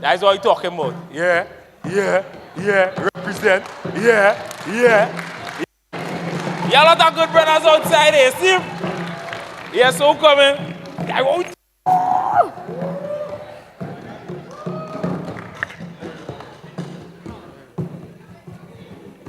Test.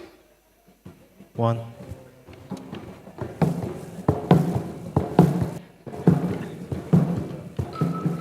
Ready?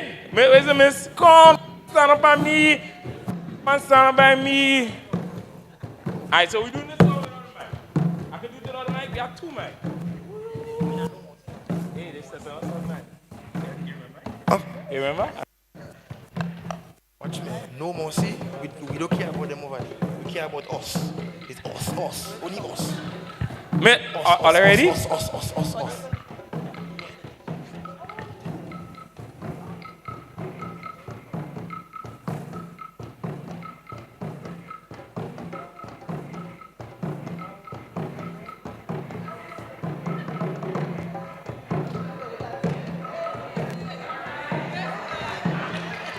Hey.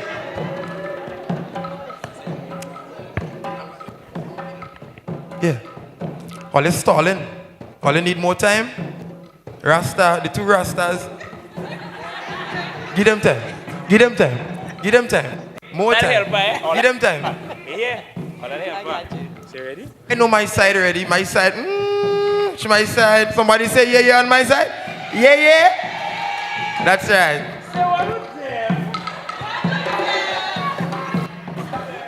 Hey, make sure you can sing, eh? Yeah, help out, eh? Because I can't sing. My side, we full of confidence. We don't worry with to the left. We ain't worrying with that. Go ahead and start. You want me to start? Anybody can start, you know. Go ahead and start. You sing it together? Say, boy man don't know the danger. Boy man don't know the danger. Boy man don't know the enemy. Boy man don't.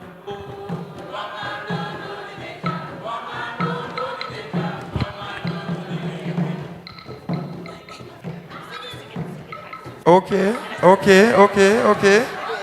From the chest, from the belly. Okay. Yeah, because they go sing their own easier. You understand? So it's He trying to like side. Boy man don't know. Boy man don't know the danger. Boy man don't know the danger. Boy man don't know the enemy. Alright. I just sing it again, all good. All good? Don't leave my sister stranded, please. Alright? Don't leave me stranded. So, my side, we full of confidence, right? Are we ready for them, right? I don't even hear what they sing there. I don't know if they play a voice note or whatever they play there. But listen what we saying now, right? We saying, Muma, your son in the grave already. Your son in the grave already. Get a towel and ban your belly. Muma, your son in the grave already. Your son in the grave already. Get a towel and... Let me hear you. Muma, your son in the... Sing it. Your son in the grave already. Get a towel and ban your belly. Shh. Right. You've just experienced excellence. Woo! Come on. Muma. That side in the grave already. That side in the grave already. Get some towel and ban your belly. Muma. Your son in the grave already. Your son in the grave already. Get a towel and ban your belly. You see the thing? The thing is, Nice. I can't get no points because all I hear is the person with the mic sing. I don't hear nobody sing. Show them what time it is, you understand? Let me show them. Let me see.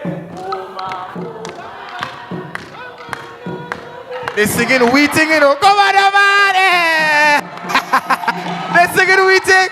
First we ting nice. Somebody say yeah. All they say yeah.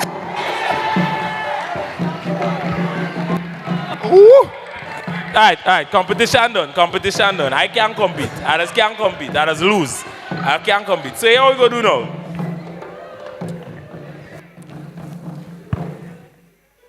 Boy, come down, boy. Boy, come down, boy. Boy, come down, boy. Boy, come down, boy. All right, so I'll catch it there. I'm too, you know. So when I point you, you're singing or I'm singing, yeah? So it's, boy, come down, boy. Boy, come down, boy. Boy, come down, boy. I see the rain coming over there. Boy, come down, boy. I see the rain coming over there. Boy, come down, boy. Boy, come down, boy. Boy, come down, boy. I see the rain coming over there. I see the rain coming over there. That nice. All the song real good. So we go play some drum and we go sing and yeah, we could do that. Yeah, we go call that judge too. All right, like a vibe.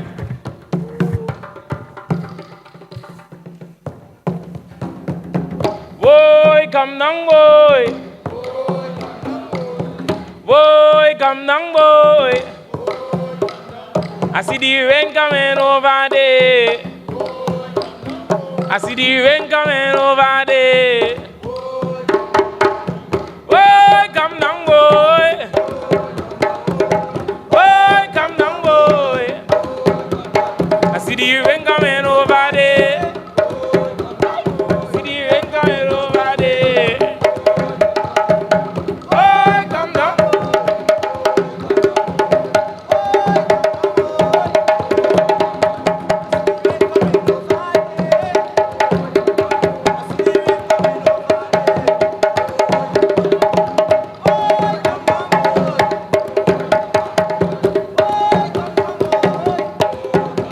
I see the rain coming over there.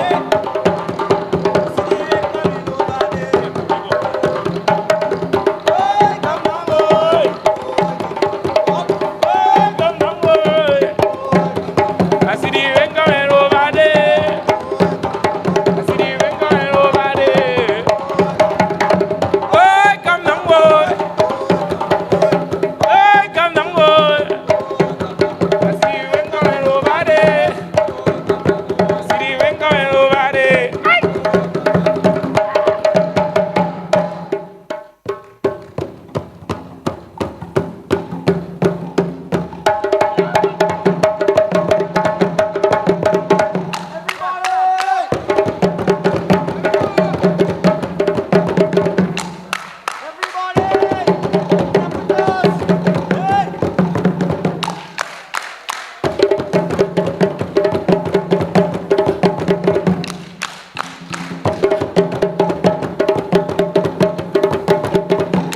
One more. Last one, let's go.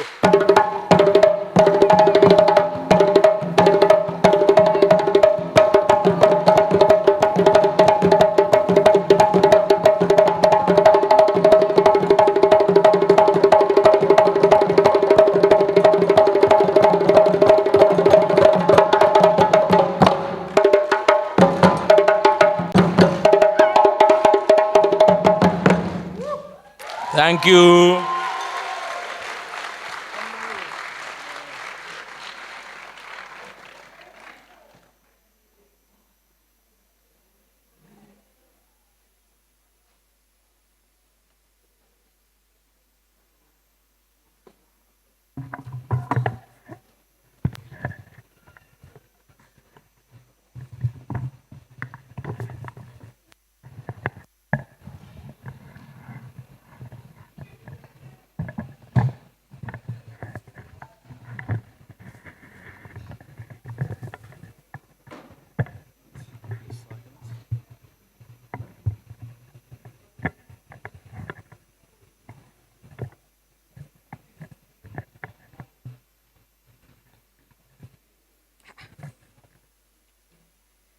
Thank you very much, Land Pride.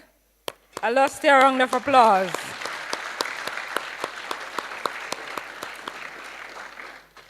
Thank you so much. We'll now have a presentation by our very own Dr. Francis Martin, public health practitioner. Dr. Martin?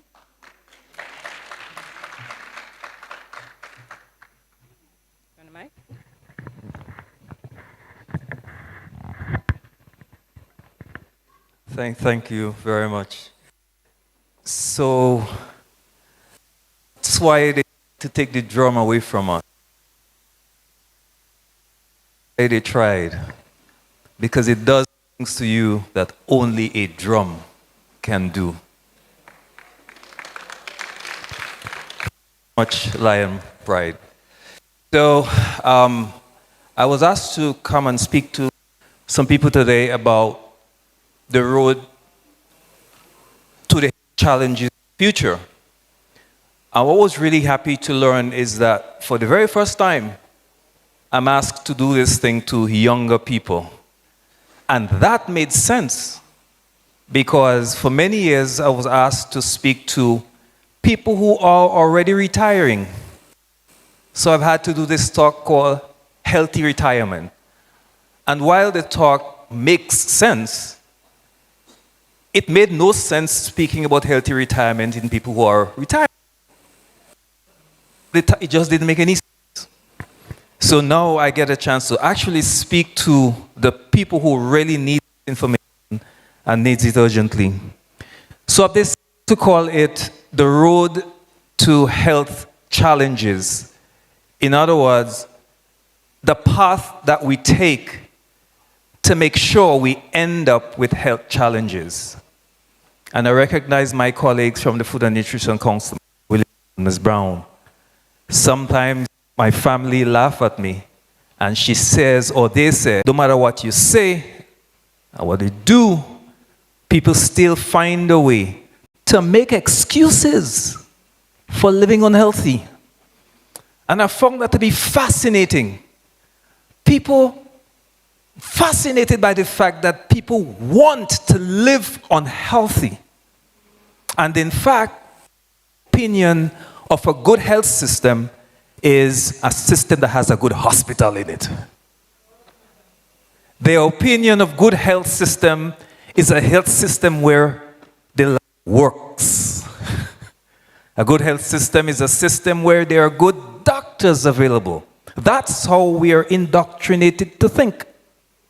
No one thinks about preventative medicine as good health system, which is interesting. So for the next few minutes, we'll talk about that road to health challenges, because there is actually a road to health challenges. So the concept of health was defined by the World Health Organization, and they said it's a complete state of good mental health, physical health, social health, and spiritual life. And guess what? It is not just the absence of infirmity. So because you don't feel sick now, that doesn't mean you're not sick. Even if you don't feel it, it doesn't mean you're not sick. It takes about 3 years for a diagnosis of diabetes to be made. And on the day when that blood sugar measured at 400 and something, it doesn't mean that you became diabetic on that day. It takes about 3 years. So it means I am looking at a lot of people who are on the road to diabetes. You're sitting on sugar. Did you check? So not because you don't have anything, that's the problem. Our health is largely determined by what we eat. Of course, everybody knows that. It depends on the kind of physical activity we engage in. And our health depends on the type of thoughts that we think. Because some people think way into a disease. They think it so much that it happens. The human being has the ability to speak things into being. I remember being at Sisi and we were doing a chemistry practical, and that particular reaction was supposed to turn burgundy in the beaker. I got burgundy. But Vanessa sure is burgundy she got. But it was clear. She thought it so much that she saw it. And so we can do this. We can think our way into disease. But what are we eating? What really are we eating? Do you know what we're eating? Does everybody know what they're eating? Do you know what you're eating? When you go to the shop to buy something, you make a conscious effort to buy it, right? But what really are you eating? Let me tell you what you're eating. In the United States, more than $30 billion was used to subsidize the production of two commodities: soy, corn. Why would a country put billions of dollars into making sure that corn is produced and to make sure that soy is produced? So not just the United States, Europe does that too. Why is a country interested in this? Well, these foods, corn and soy, goes into a food as high fructose corn syrup and hydrogenated soybean oil. Do you consume high fructose corn syrup? Have you ever consumed high fructose corn syrup? Did you see anything that says high fructose corn syrup and you took it? Did you ever done that? Have you ever seen that? Have you seen high fructose corn syrup advertised on of anything? Very rare. You might see it in the ingredient part of it. But you never see high fructose corn syrup labeled at the front of anything. Yeah? Soy, you might see soy products as soy milk and so on.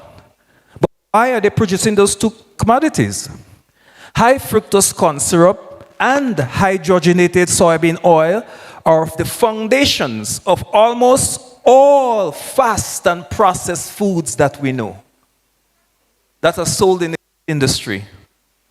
So it means that if you have ever eaten fast food, and I know most of you here has never eaten any fast food,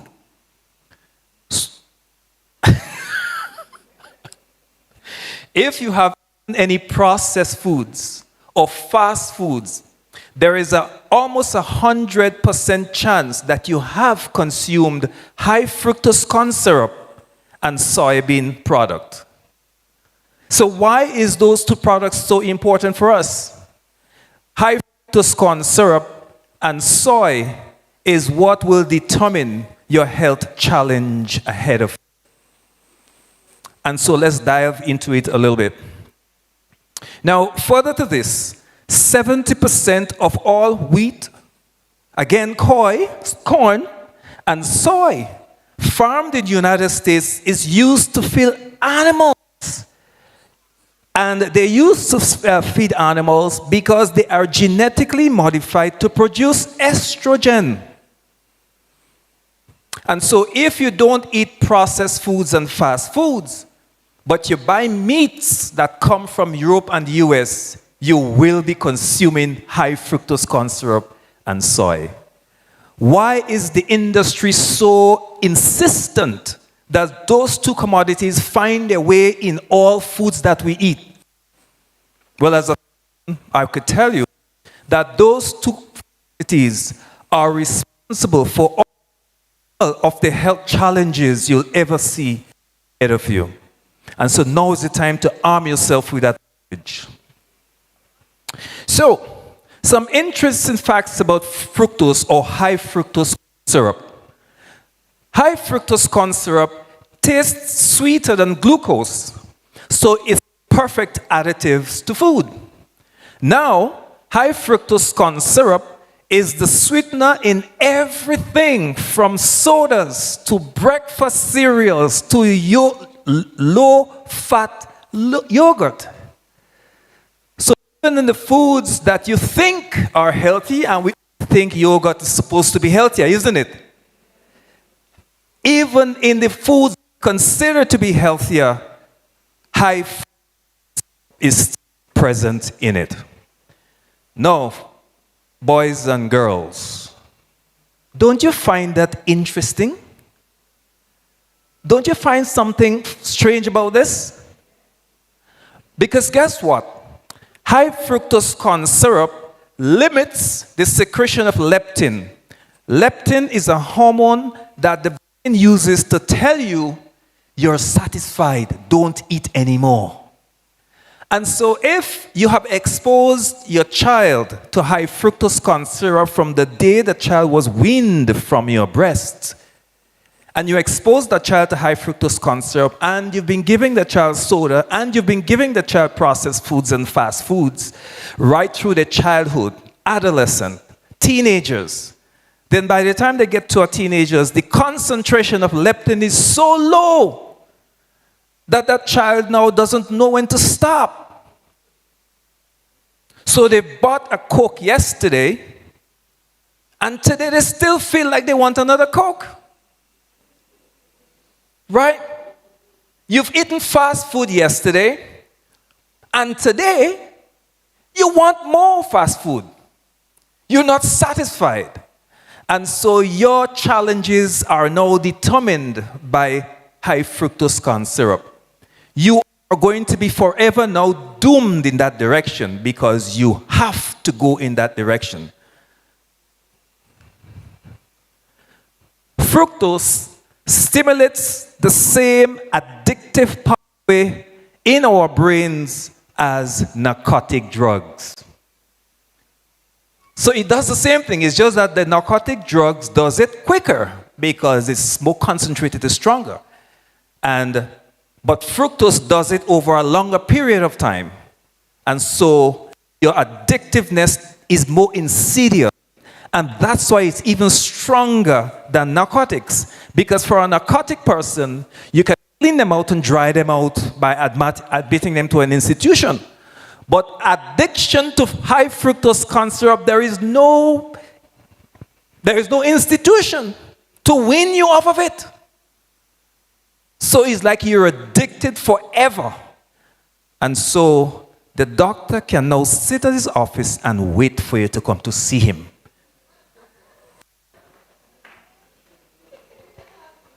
Yeah, the doctors are in on it too.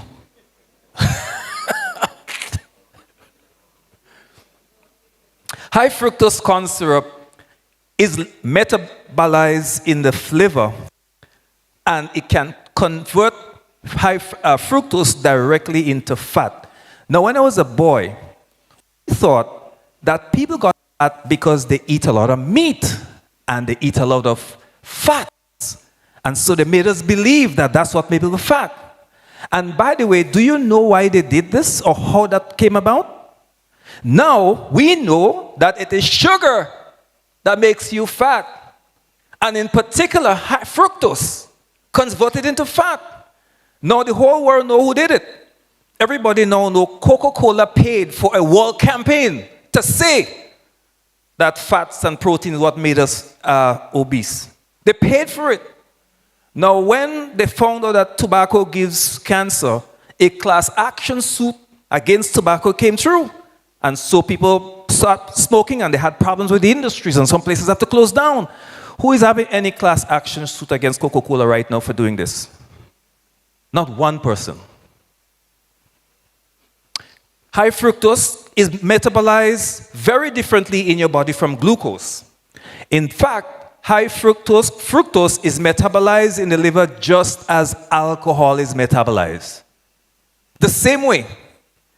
So much so that we all know of alcoholic liver disease. So much so now in postmodern medicine there is a term called non-alcoholic liver disease. They make a disease for all you. So your health challenges is determined. That's where you're going to end up. We know this. The road is set for you. So, that road is flavored with sugars. The sugars are there, and you see them? Processed. Look at these sugars, man. Look at these sugars. Tell me they're nice. It's nice. High fructose corn syrup. You metabolize all, so your road is now flavored with that sugar. So if you know you've been consuming these, put your hand up. I'm on the road. I'm marching along. And the doctor sits down in the office and he's waiting.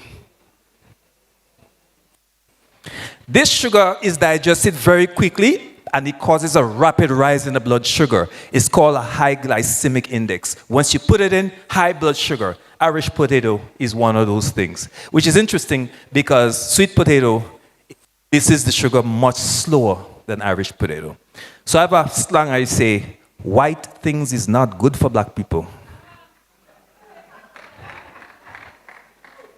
White things is not good for black people. White flour, white rice, white pasta, white potato. So if you know you're on the road, stand up and be counted. Because you're on the road. That road dislikes good sugars. That road does not like complex sugars. And we make excuses as to why we don't like the complex sugars. That's the complex sugars. The road don't like it. So the road to health challenges hates complex sugars. They find out ways. Mothers don't even give their children vegetables. So children grow up not even eating vegetables. My child don't like that now. Making sure that the road is set. Yeah? It is digested more slowly. It causes the blood glucose to rise less. And it longs over a longer period of time. And sweet potato is one of those guys. The road hates that. So your future health challenges is now dependent on that. So you can take a thermometer right now and read yourself. At the end of my talk today, you will know where you are. So you'll be able to determine what your future is going to be. A little spelling error there. The road don't care about this particular sugar. It's called a resistant sugar. That means when you take it, it does hardly anything to your blood sugar. It's a resistant one. The road hates that one so much. See this bad guy there? Fig. Blogger. How many of you like blogger? Not old people, young one. Because it's the young ones that are on the road. Those of us big hand and black and chicken, we are already facing the challenge of life ahead. So it's not you I'm talking to. I'm talking about the young people who are actually on the road to health challenges, because this is what this is about. That's what it is about. So it's digested very small. Green bananas, legumes, cooked, cool starches, and so on. Those are the words that the road do not like. The road is dusted with salt. That road.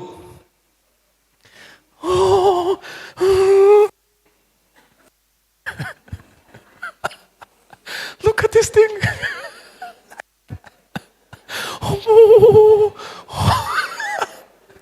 Look at this. The road is dusty with the salt. I know you guys looking at it now like, oh. That's the road. For your future health challenges, take your pick. If you know, let's go. You see this bad guy here? This thingy down there? Our nutritionist colleagues will be able to expound on this. But basically, our body can actually survive on 500 milligrams of salt a day. We can survive on that. But doctors allow you to go up to 1 gram of sugar, salt, depending on what it is. And the truth is, kidneys, which manage the salt, you do not need 2 kidneys to be alive. And that's why people donate kidneys. Because you don't need 2 kidneys to be alive. In fact, you only need about half of 1 kidney to survive. So even if you have 1 kidney and the half of it go, you can still survive. So the issue is why we can survive on half of something, but God chose to give us 2. God must have known something. Because that bad boy there is the example of what we're talking about. 1 serving of ham, we can survive on 500 milligrams, right? 1 serving of ham, just 1 serving, you can get up to 1,200 milligrams of salt, which is twice what the daily requirements. The road is dusted with that kind of things. The road has found itself into our national dish Yes. Be- because our national dish must have all manner of. Yeah, yes, yes. All manner of meat, but there's a particular meat. There's a particular one. Yeah. So, if you know that you do these, then you know your future health challenges is sure. It is certain. Your future health challenges is given to you on a magic, whatever you want to call it. So your future health challenges will be absolutely sure. And it is because of this particular gene in 60% of people of African origin have a gene called the SALT gene. That SALT gene is very well known to the pharmaceutical industry. In fact, they use the information from that gene to produce high blood pressure medication for us black people. Currently, some of universities in the United States that is actually this gene. They have already started to make medication for it. And for those of us who are aware, you heard of lisinopril, ibustatin, valsartan, all those enalapril, they're all made for this gene. Because they know that the future health challenges of Caribbean people is very certain. Because we are already on that road for health challenges. Our parents put us on that road from the day we were weaned from the breast, and we never got off the road. And even now you speak to people about the health challenges and what they can do, people are still determined to stay on that road for health challenges. You're here today as young people. I'm hoping that by the time I finish speak today, you will start to think in your brain what you're doing. Think of what you're doing. So it's called the SALT gene. It's because of sodium, because it holds on to salt, and because it holds on to salt, it causes our blood pressure to go up. In July 2019, which is just the other day, the National Institute of Health published a study on variants in the gene ARMC5 associated with high blood pressure among, and that's 2019. Academics and these universities, they are so certain that health challenges will be for black people, they start studying it for us. And do you believe they're studying it to help us?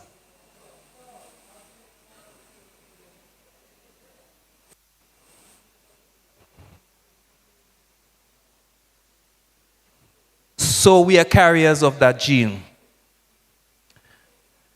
That gene, that road of health challenges, it makes sure that you consume lots of alcohol. The road makes sure that you consume lots of alcohol. And we make it look as though no alcohol, no life. So every national celebration, it must have alcohol in it. Every weekend we must drink alcohol. Every happy hour there must be. After a funeral there must be.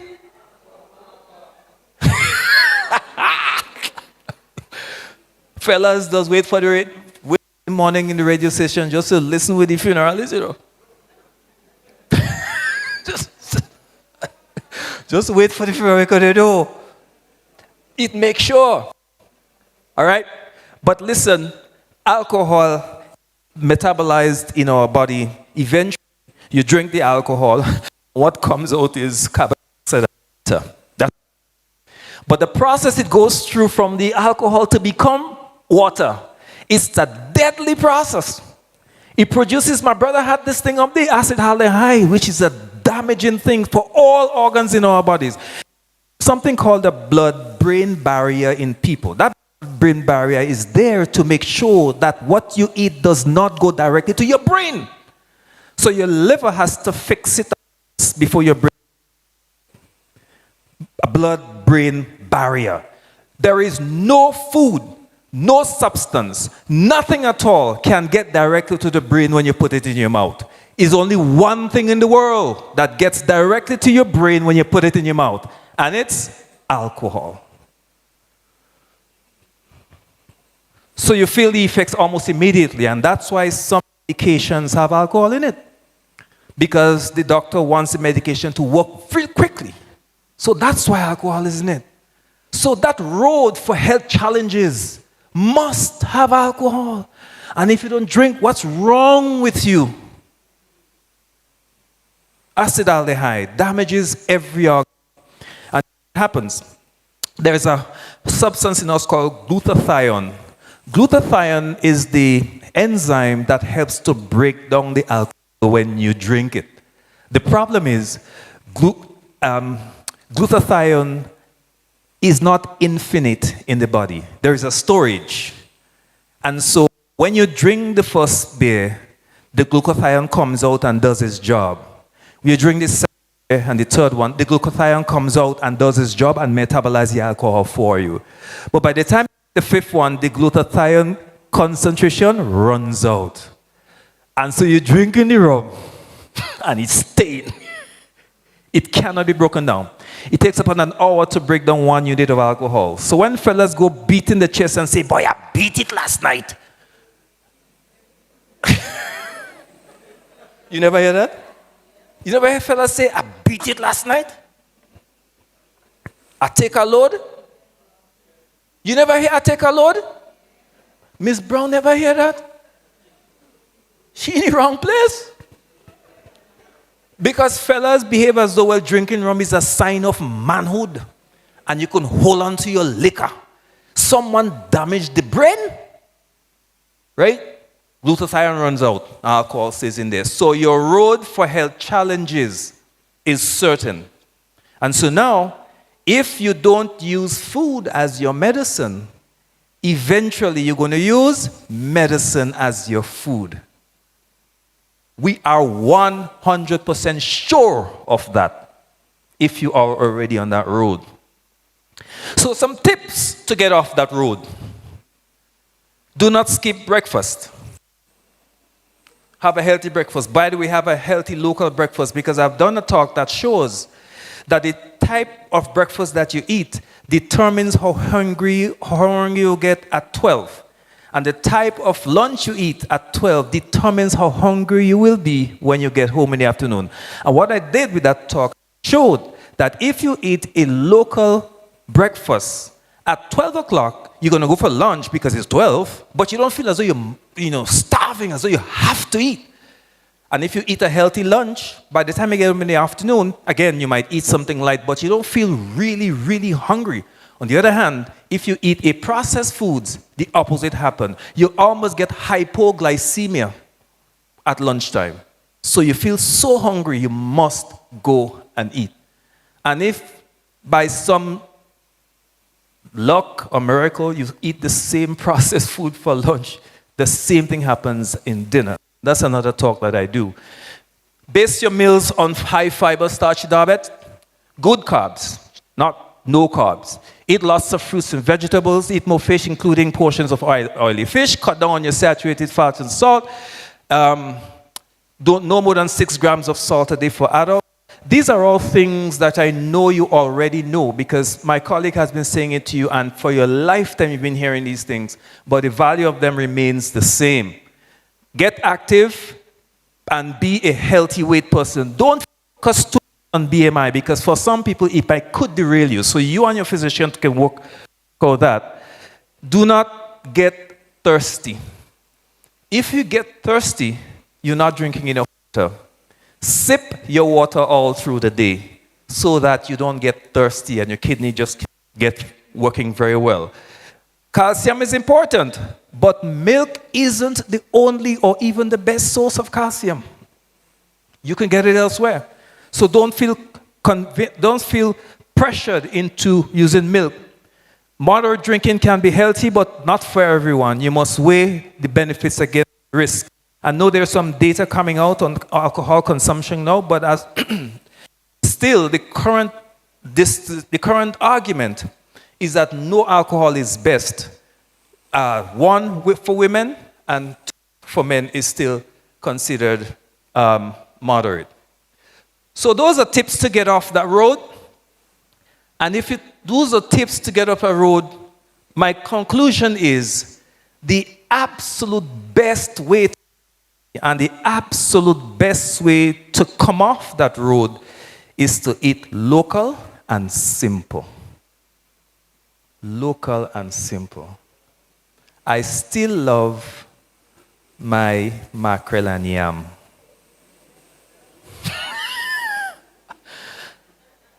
I could eat anything. I'm not poor as I used to be, but my taste preference is still local and simple. My staff laugh at me every day. They call me the soup man because I can eat soup for every day. Ladies and gentlemen, thank you very much.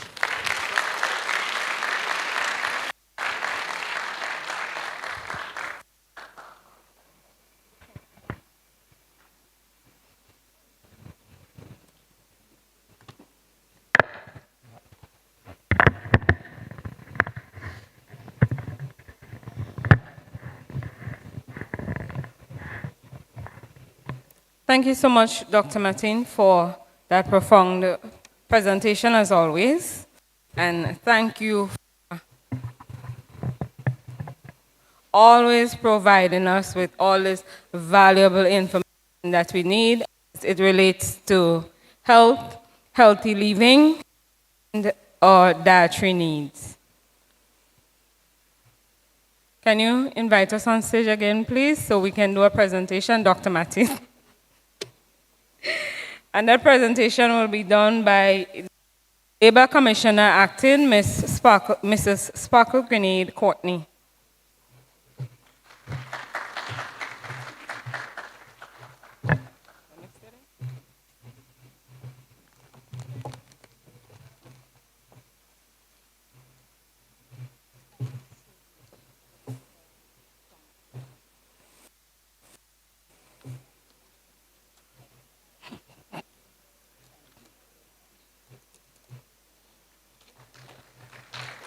Thank you very much.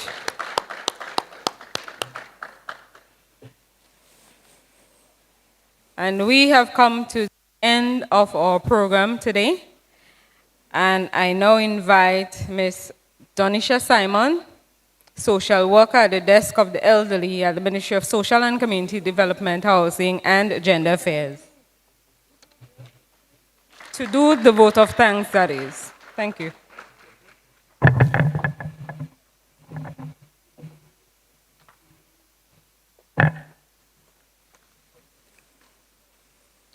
Good afternoon to the ladies and gentlemen.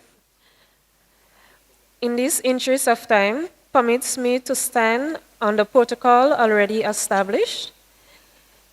It is indeed a great honor to deliver the vote of thanks on behalf of the Ministry of Social and Community Development, Housing and Gender Affairs.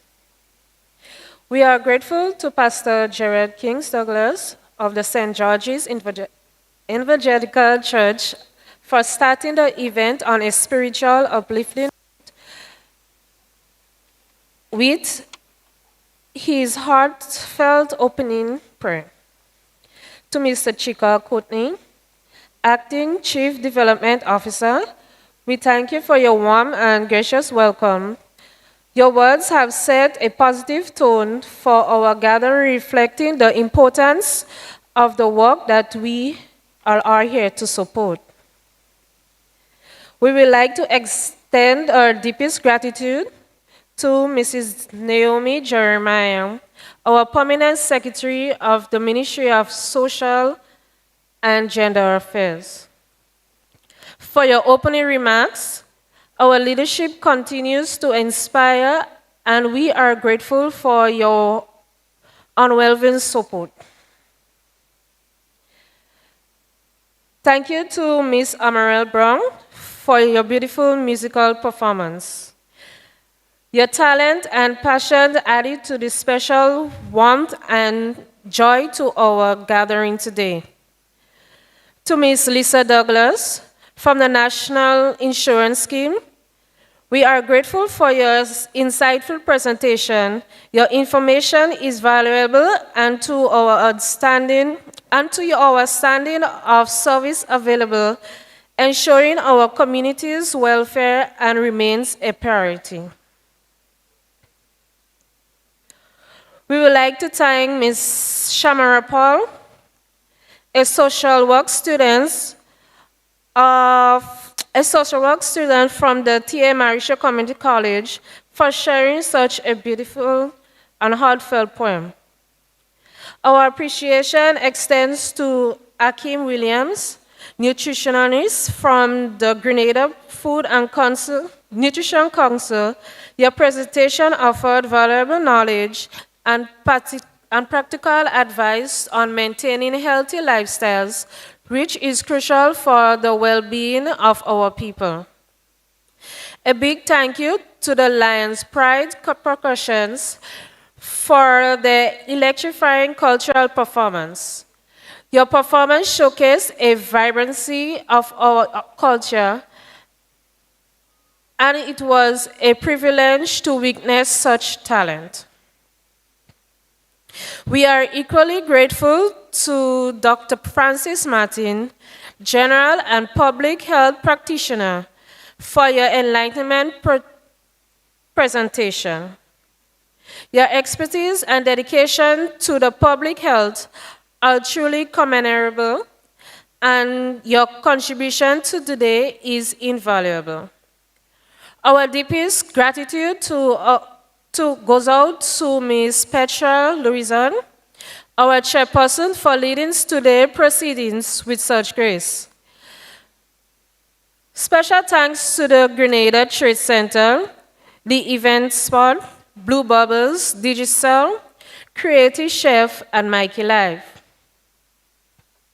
On behalf of the Desk of the Elderly, I would like to extend our most gratitude to the team, my team, which is led by Ms. Lydia Thomas, our supervisor, Mr. Keeson Ferguson, myself, and Ms. Colin Perry, which is our secretary. Last, but certainly not least, I would like to thank all of you, our esteemed guests, for taking the time to be a part of this important event. Your presence here today signifies your commitment to our shared goals and values. Once again, heartfelt thanks to everyone who had made it possible today. Let us continue to work together for the betterment of our communities and our future of our nation. Thank you, and may we all have a safe and productive day ahead.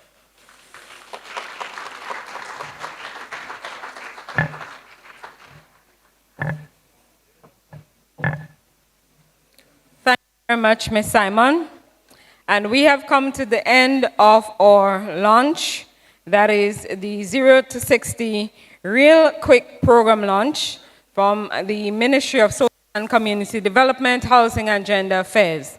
Let us be reminded that this program was not put on just as an event of the Ministry of Social and Community Development.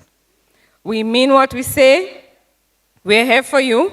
We have hard-working persons, or permanent secretaries, or administrative officers, or senior members of staff, or minister. She's not here with us, but she's always on the ball, getting things together. To our hard-working team, Mr. Chikal Courtney, and the other members who have made this event possible, we say thank you, and we're expecting persons to do as we say. Pay attention to your dietary needs. Pay attention to your financial stability. What we do today is going to affect and impact our tomorrows. So again, thank you for coming, all of you who are here, and those of you who would have joined us via online.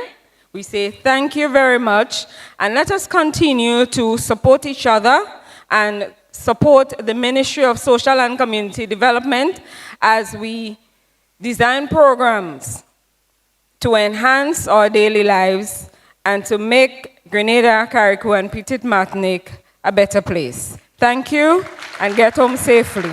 Thank you.